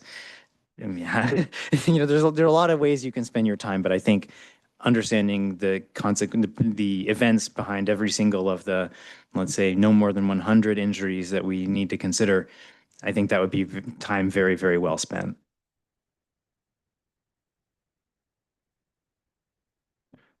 Commissioner Haifman? Yes, real short here on page 4, the very first, what is Vision Zero? The very first statement is something we should keep in mind. Vision Zero takes a safety-first approach, prioritizing traffic safety over other transportation considerations, and that would include parking. So here's yet another statement that safety has to be prioritized. So I just wanted to bring that out. I thought that was well written, and we fight with that all the time. So thank you. Okay, I strongly agree with what Commissioner Haifman said. Everything else that I wanted to say has been said already, and we got no more hands raised. So I think we are done with this agenda item. Does anybody need a bathroom break, or we just want to? Yep. Okay, then I will move on. We are going to go to oral communications, and I have two procedural, one statement and one question for staff with the oral communications.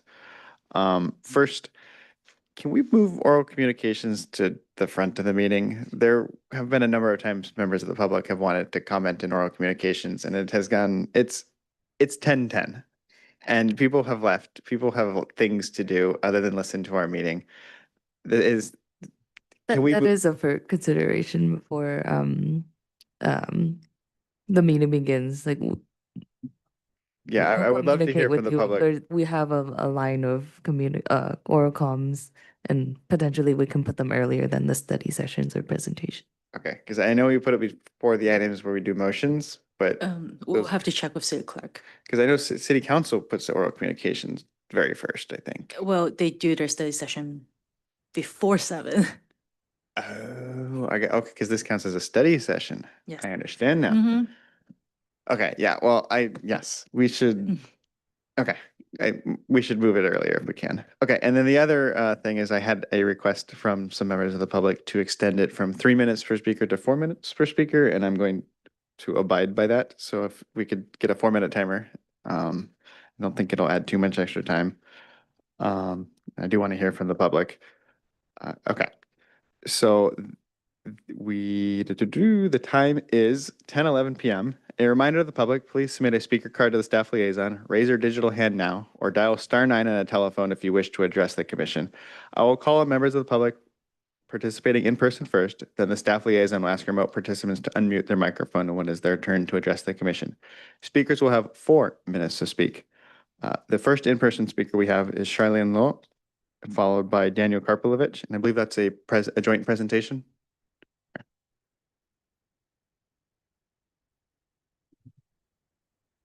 Hello, thanks for listening to our presentation.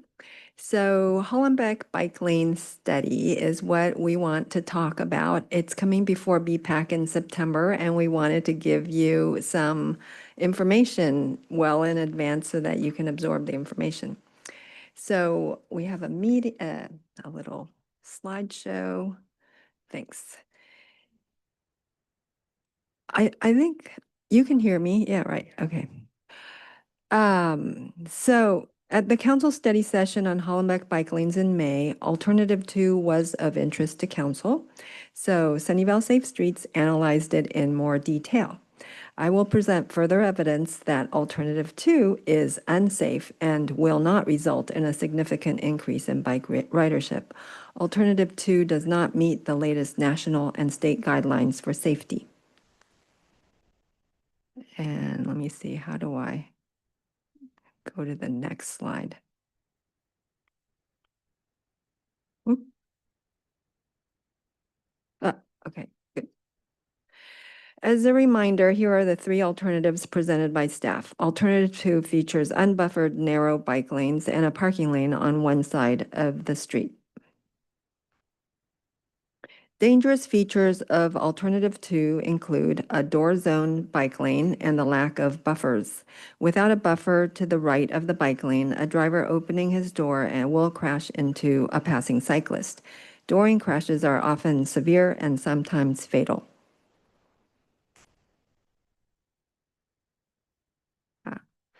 Dooring crashes are commonplace. In cities where they are tracked, dooring makes up 16 to 20% of all bike car crashes.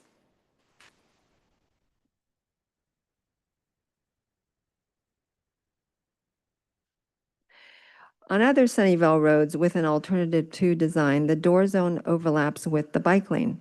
On streets that have narrow parking lanes like Wolf and Sunnyvale Avenue, both with a 7.5-foot parking lane, the door zone overlaps significantly. The parking lane on Borregas and Mary are wider, so the overlap is less severe. However, none of them has a buffer separating the parking lane from the bike lane, yet they should have this buffer as specified by the Caltrans Complete Streets policy. Here are the ways that alternative 2 fails to meet the Caltrans Complete Streets guidance. The bike lane width is too narrow. It's too narrow by up to 2 feet. It lacks a buffer on both sides next to the parked cars and the fast-moving cars.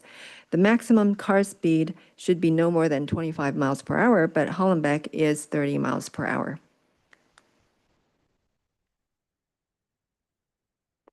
The 2025 NACTO Urban Bikeway Design Guide says none of the 3 alternatives for Hollenbeck actually is sufficient for all ages and abilities. Of the 3 alternatives, however, alternative 1 is the closest to NACTO guidance and is the one we recommend.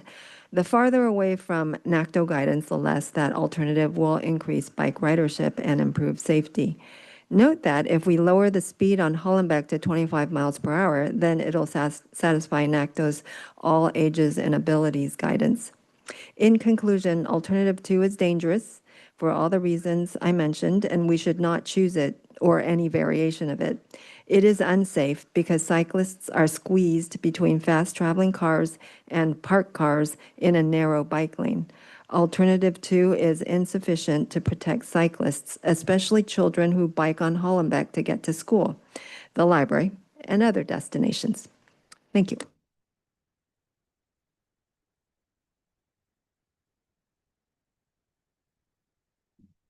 Next up, we have Daniel Karpilovich, followed by AJ. Hi, thank you.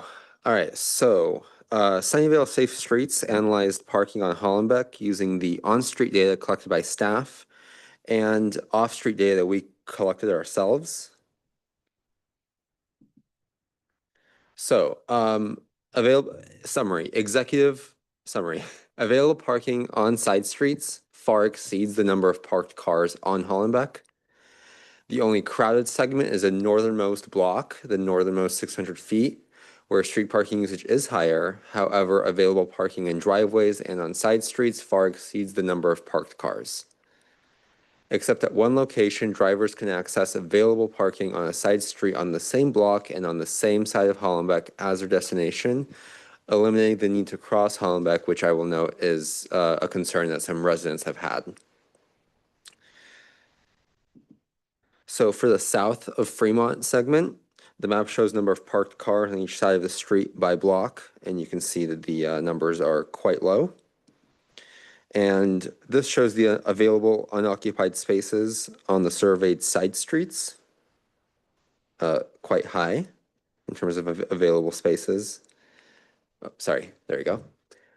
So quite high, quite a few available spaces. And then just combining these two slides, you can see the number of parked cars on Hollenbeck is far lower than the number of available spaces on the side streets.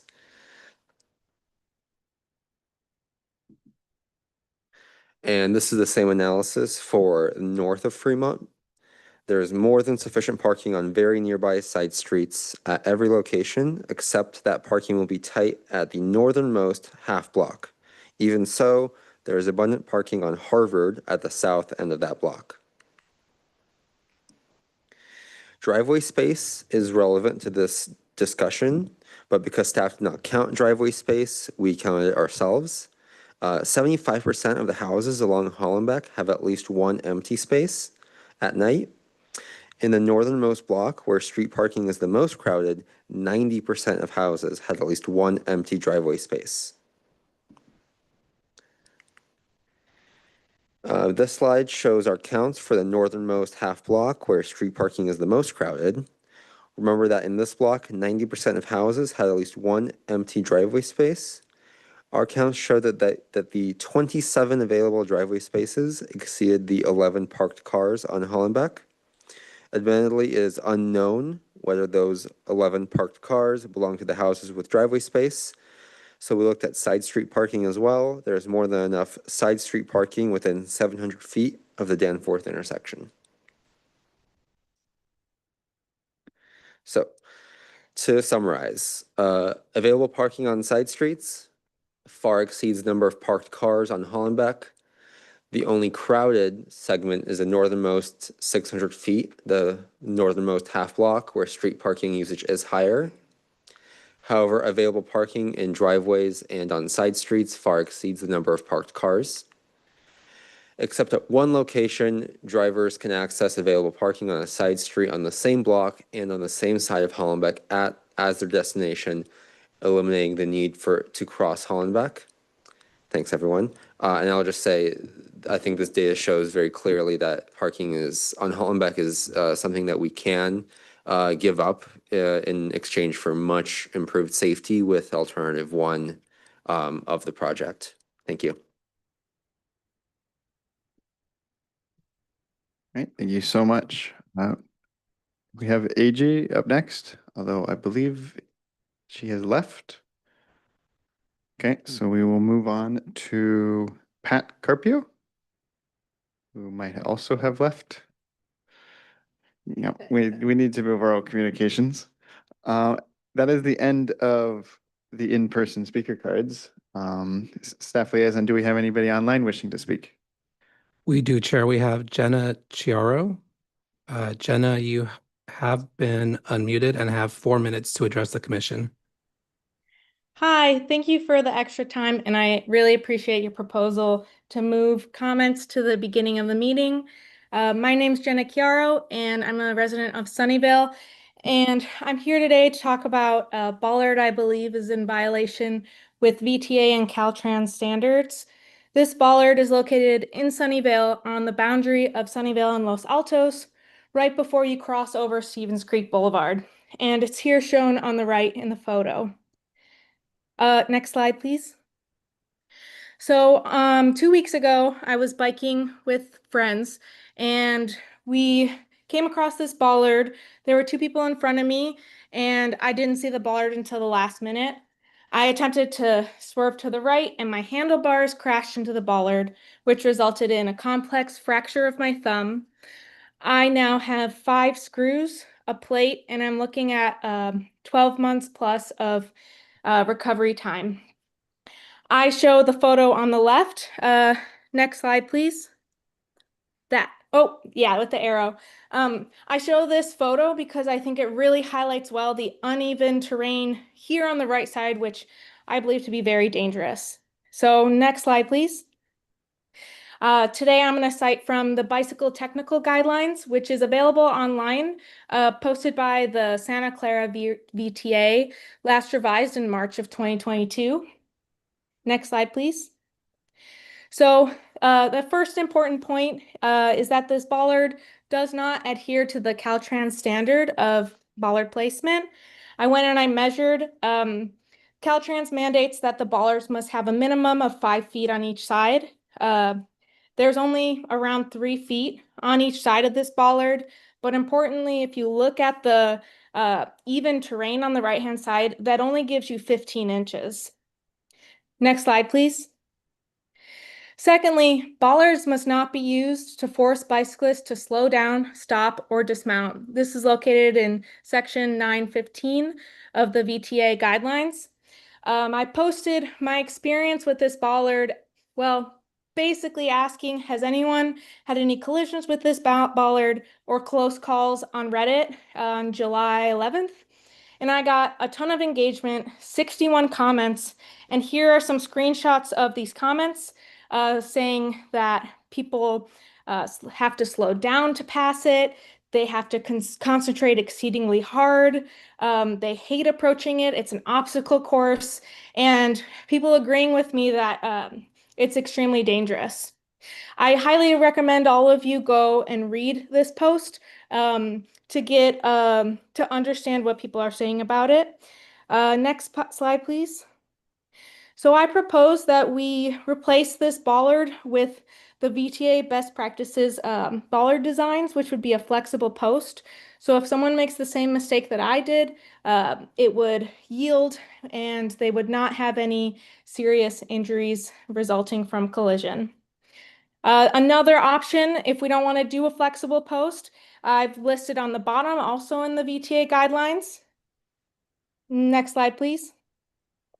So something I want to highlight, the most engaged with comment on this post with 51 upvotes is someone discussing how they basically just completely avoid this bollard and they merge into the bike lane, which is already extremely dangerous because they may merge into the road because the road merges from 2 to 1. It's coming off of a highway and they had said that they brought this up to Sunnyvale back in the day, urging for change in this matter, and that has not happened. So I'm really here to hope and bring awareness to this issue with this bollards. Next slide, please. And I'm really looking forward to seeing how we can make Sunnyvale safer for cyclists. Thank you. All right, thank you for the presentation. Steph, I have a quick question just for clarification. This is in Sunnyvale's boundaries, right? This is, I know it's on the border with Los Altos. This is our bollard, right? Okay.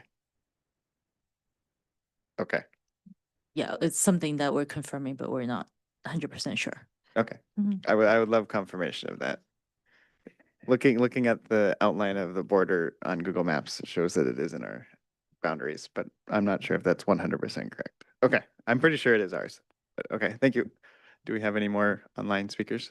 We do not, but Jenna is raising her hand again. I'm not sure if, I don't think I'm permitted to, yeah, unfortunately, I'm not permitted to go back to you, Jenna. I apologize. If you have more information to provide us, you can feel free to email us.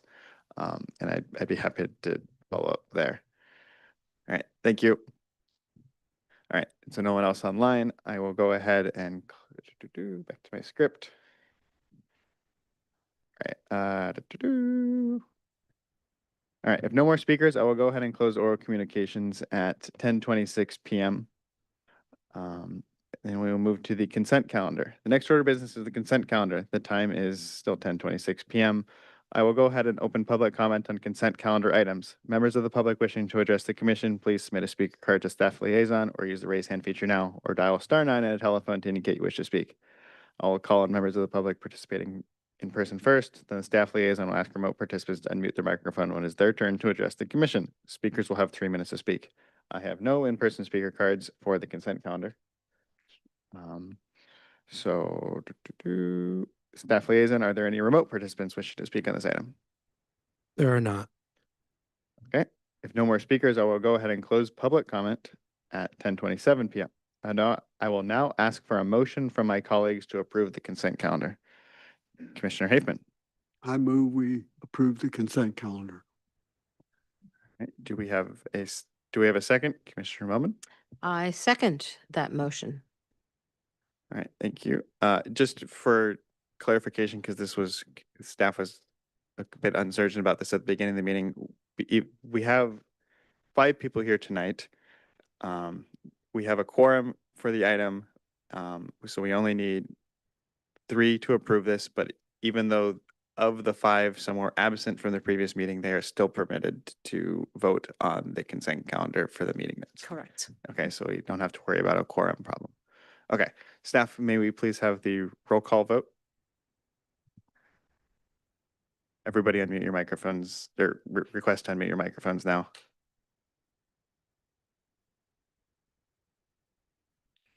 Commissioner Melman, Aye. Commissioner Golokota. Oh, just a moment. Let's take that out. Commissioner Golokota, Since I have not attended this meeting, should I abstain? You do not have to abstain. We need 3 yeses to approve it. Otherwise, I don't know what happens, but Okay. Yes. okay. Commissioner Bonet is absent. Commissioner Wilson, Aye. Chair Beagle, Yes. and Commissioner Hafman. Yes. Motion passes with 5 yeses and 1 absent. All right.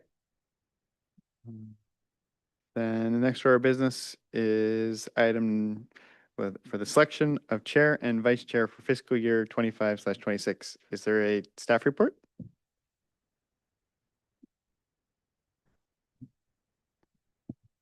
Not a formal staff report, but this is the opportunity to nominate fellow commissioners for the role of chair and vice chair. I've been told that even though they are absent, you can still nominate them. Right? As long as they previously has Like pre-approved, like previously has pre-accepted them. indicated that they are interested. So but then if we have not heard previously that they're interested, you can, even if you just nominate them, they don't have the opportunity to accept it because they're not here today. Yeah. All right. Well, okay. Commissioner Melvin, to respond. Yes, so last year, because I was not present, I had indicated previous interest, but I was not allowed to be nominated. So has this changed or is this a different interpretation? I'm not sure if it has changed, but this was something that CCLASH just recently let us know at a recent meeting. Okay. Okay. Is this something so we have 1 absent member tonight. Have they indicated they wish to I haven't received a response, so So it's not even indicative relevant. no. Okay. Then I guess we'll go into questions. I don't know. I don't really know if, okay. Well, we'll just follow the script. As a reminder to my colleagues, please request to speak by using your microphones. I will unmute your microphone when it's your turn to speak. Once finished speaking, please mute your microphone. Are there any questions from the commissioners? Okay, no questions. So we'll go to the public comment. The time is 10:31 p.m. I will go ahead and open the public hearing on the specific item. Members of the public wishing to address the commission, please submit a speaker card to the staff liaison. Use the raise hand feature now or dial *9 on a telephone to indicate you wish to speak. I will call on members of the public participating in person first, then the staff liaison will ask remote participants to unmute when it's their turn to address the commission. Speakers will have 3 minutes to speak. I have no in-person speaker cards. Staff liaison, do we have any remote participants wishing to speak on this? We do not, Chair. Okay, then I will go ahead and close the public hearing at 10:31 p.m. I'll now ask for a discussion from my colleagues. And I will start as chair to indicate that I'm happy to continue being chair, but if someone else would like to take the opportunity to be chair, I will relinquish the position. But again, I'm happy to keep doing it if no one else wants to. So with that, Commissioner Melman. Well, it's my last year this year, because I'll term out in 2026. So I would like to, I've been chair once. I will happily run for chair again if you so desire. If not, I will be your vice chair. But that's all I wanted to say in that respect. All right. No more raised hands. Does anybody else have an interest in being chair or vice chair? Otherwise, I think Commissioner Wilson? I think I'm hearing that Commissioner Mailman would like to apply to be vice chair. If you want to participate, be faster on that finger. I was eyeballing you because I'm thinking, oh, nice young up and comer here. Wouldn't you like to participate? I mean, can I nominate somebody else in addition to myself or just myself? Actually, I want to mention one other point is that a person cannot self-nominate. Cannot. It has to be nominated by someone else. Oh, God. Could we detail the responsibilities? Nominate yourself, and I can't nominate myself. In that case, I will nominate Chairperson Beagle to run for chairperson again. How's that? I accept that nomination. But Commissioner Hickman, so do we just do a bunch of nominations and then do we have to vote immediately or do we get them all pulled? Before voting, could we detail the responsibilities of chair and vice chair? I mean, I can see what Yeah, the chair is responsible for, so- but vice chair though? So I can probably briefly explain this. The chair does the chairing, what I'm doing right now. The chair also has the privilege to act or to go to council on behalf of the commission and relay what the commission has decided. That has not occurred very frequently. There hasn't really been a direct need to do it.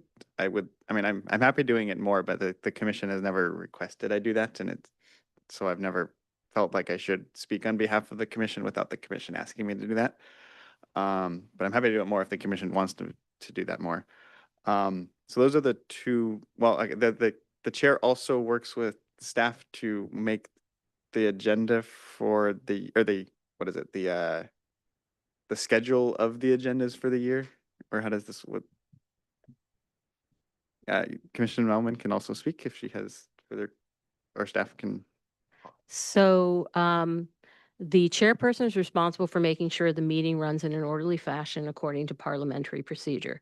The chairperson also does liaise with staff to help set agenda items and procedural orders in that respect.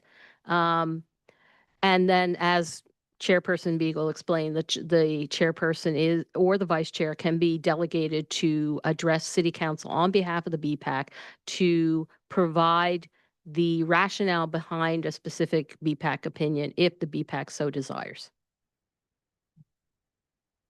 Yep.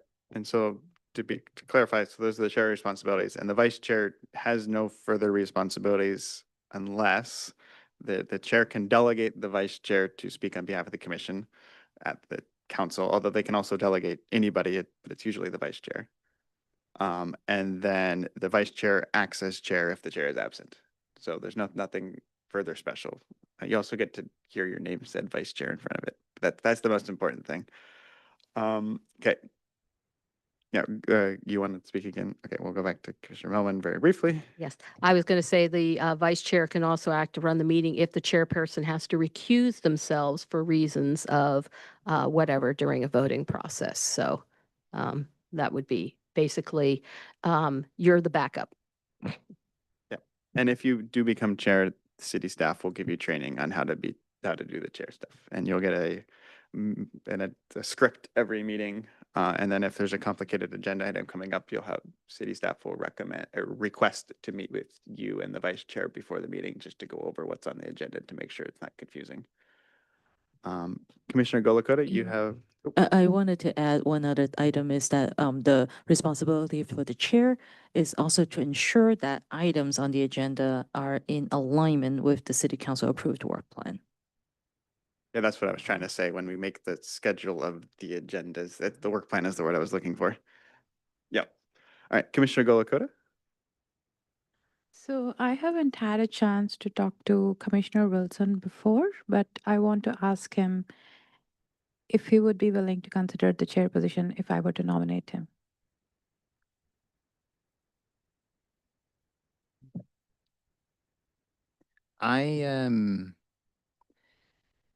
I would consider. Yeah. Okay. Mhm. I'd like to nominate, okay, can I? Yeah, I'd like to nominate Commissioner Wilson for the chair.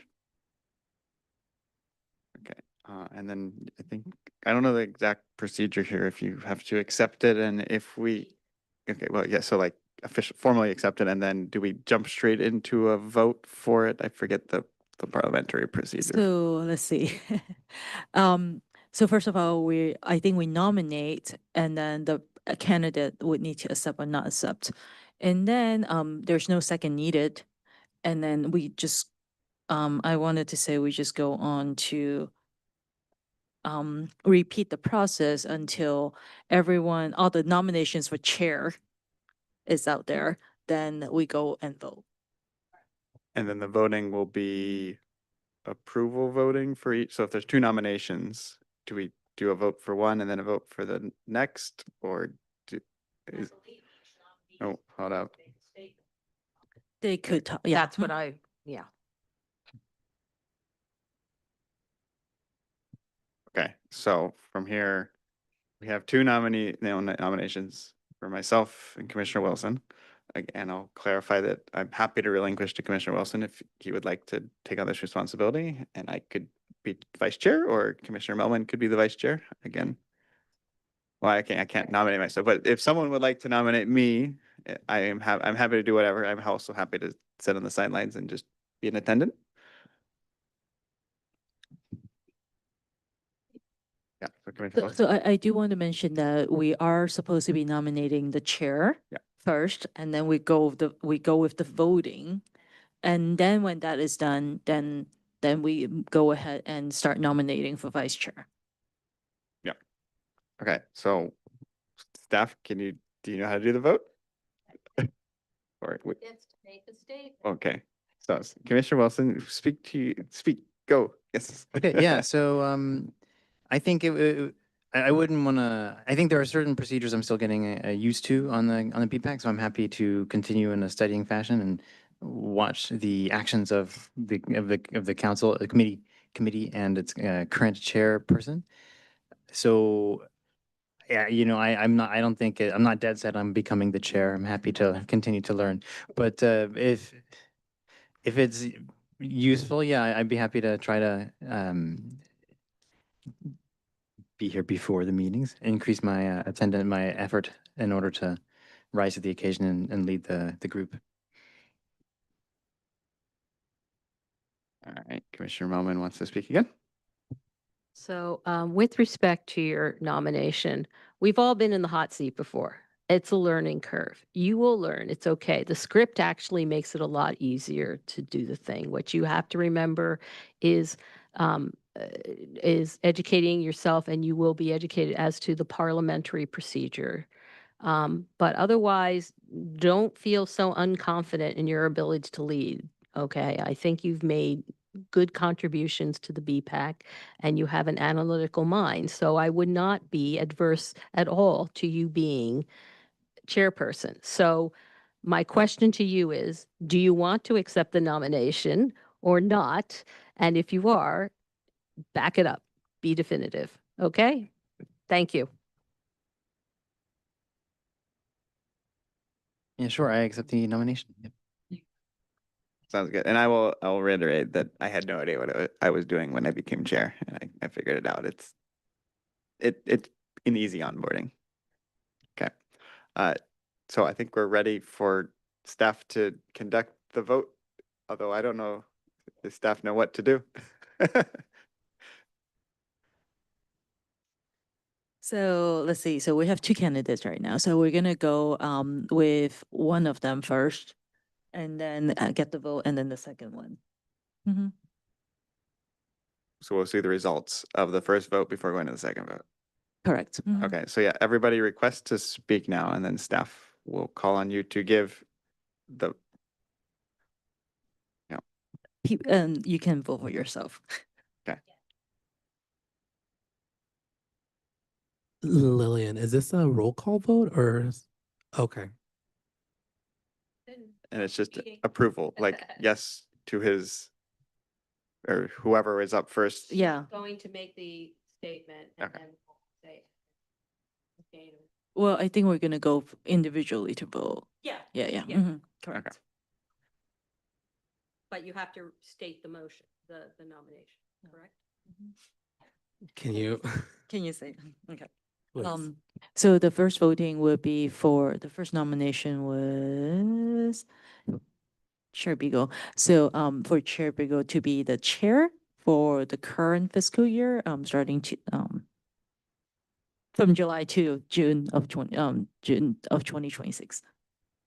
And then as a clarification, on the off chance that I get voted no, and because people want Commissioner Wilson, but then Commissioner Wilson gets voted no, is it able to come back to me? Like, I know you can't make the same motion twice. I don't know, like, So we have to keep voting until we elect somebody. okay, So if none of the nominees get elected, then I- we have to renominate and revote.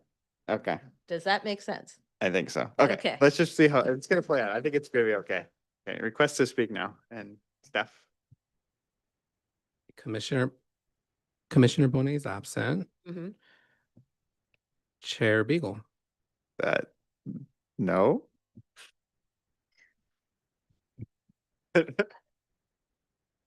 Commissioner Wilson. Yes. Yes. Commissioner Melman. Abstain. What?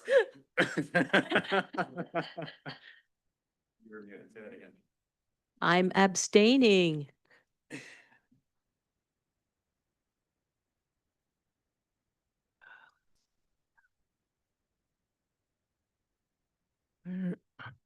Commissioner Haveman Yes.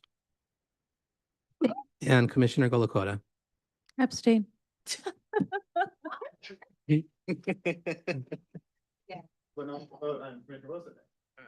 No, we vote on Wilson. Yeah, we vote on Wilson next. Yeah. Mhm. Oh, I think I do want to mention that you know, because it's a formal voting, right? So eventually, in order to pass, we need to have the majority of the ones who are present. okay, so now we're voting for Commissioner Wilson. Commissioner Golakota. Yes. Commissioner Wilson. Yes. Commissioner Bonet is absent. Chair Beagle, Yes. Commissioner Haveman, Yes. and Commissioner Melman. Yes. Okay, so we have 5 yeses and 1 absent for Commissioner Wilson.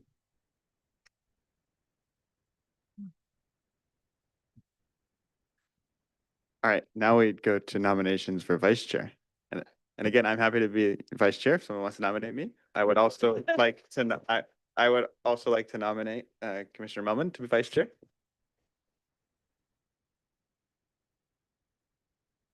Got to work on that finger. I'll accept the nomination. All right, Commissioner Wilson. I was going to nominate Chair Beagle to be vice chair in the next fiscal year. So I will do that. I accept that nomination.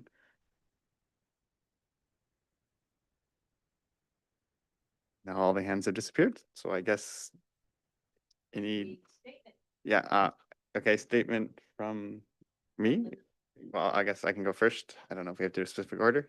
I'm happy to be vice chair. I can back up incoming Chair Wilson. I'm pretty familiar with the process, but also I think Commissioner Melman is a great fit for vice chair too. So the role of the vice chair is really just you get a fancy title in front of yourself and not too many responsibilities. So I'm happy to take on that. But I'll just let people vote. Commissioner Melman, if you want to speak to your nomination. I think the role of the vice chair is also to help support the chair, but that's my opinion. And yes, you know, like I said, this is my last year. I will not be able to run for the BPAC again. I will be termed out, which means I'll have to go find the planning commission. But but I've been serving on this board since 2018, believe it or not. So I would like to go out, you know, continuing to serve the board. And I hope that you think I have done a good job so far. That's it. Right, staff, may we have the vote? I think I nominated Commissioner Melman first, so she gets to be voted on first. I think. All right, so we're voting on Commissioner Melman. First up, Commissioner Golokota, Yes. Commissioner Wilson, Yes. Commissioner Bonet is absent. Chair Beagle, Yes. Commissioner Haveman, Abstain. and Commissioner Melman. Yes. Okay, so that's 4 yeses, 1 abstain, and 1 absent. I do not get you. And now we don't vote on me, or is it if I get more votes? I don't know how this works. Yeah. Okay. Okay, Because potentially you might not get enough votes either. okay. Okay. I guess we repeat. All right, so now we're voting for Beagle as vice chair. First up, Commissioner Bonet is absent. Commissioner Melman, Yes. Commissioner Haveman, Yes. Commissioner Wilson. Oh, just a moment. Commissioner Wilson, Yes. Chair Beagle, Yes. and Commissioner Golokota. Yes. That's 5 yeses and 1 absent. All right, I guess that settles that. Nope. Announcement. So we're gonna let city clerk know who got voted as the chair and vice chair for this fiscal year. And it's more for Commissioner Wilson, that you would need to attend the training course before you could be the chair. Vice chair, the future vice chair could choose to attend a course again if you want. So it's not a requirement if you have attended it before, but if you haven't attended it, you have to attend it. So the upcoming dates would be July 31st or September 2nd. So if you, I don't know what time that would be, so City Clerk will be sending the information out to you. But if you're not able to attend the July 31st one, then that means potentially you won't be able to chair the August meeting. I'll still be chair. It just will delegate The to me. transition. Yeah, it'll just be 1 month later. Exactly. Okay. Mhm. And I've already done the training, so I could just do it immediately. Correct. Got it. Okay. Also, quick question. Who is vice chair this meeting? Like if I wasn't here, who would be filling in? Likely Commissioner Melman, because she is the other person who have taken the training before. I don't think the other commissions have taken the training. Okay. All right. Gotcha. Well, I think that concludes this agenda item. And there were, okay. Okay, then we have, there were no VTA meetings, there was no VTA meeting for you to report? No. There you go. Magic of the button. There was no VTA meeting on July 9th. The next VTA meeting will be in August on the first Wednesday after the first Thursday. Okay, thank you. And we'll move on to, okay, that's crossed off as well. Non-agenda items and comments. Are there any non-agenda items or comments from the commissioners? Nope. Okay. I'm gonna then are there any non-agenda items or comments from staff?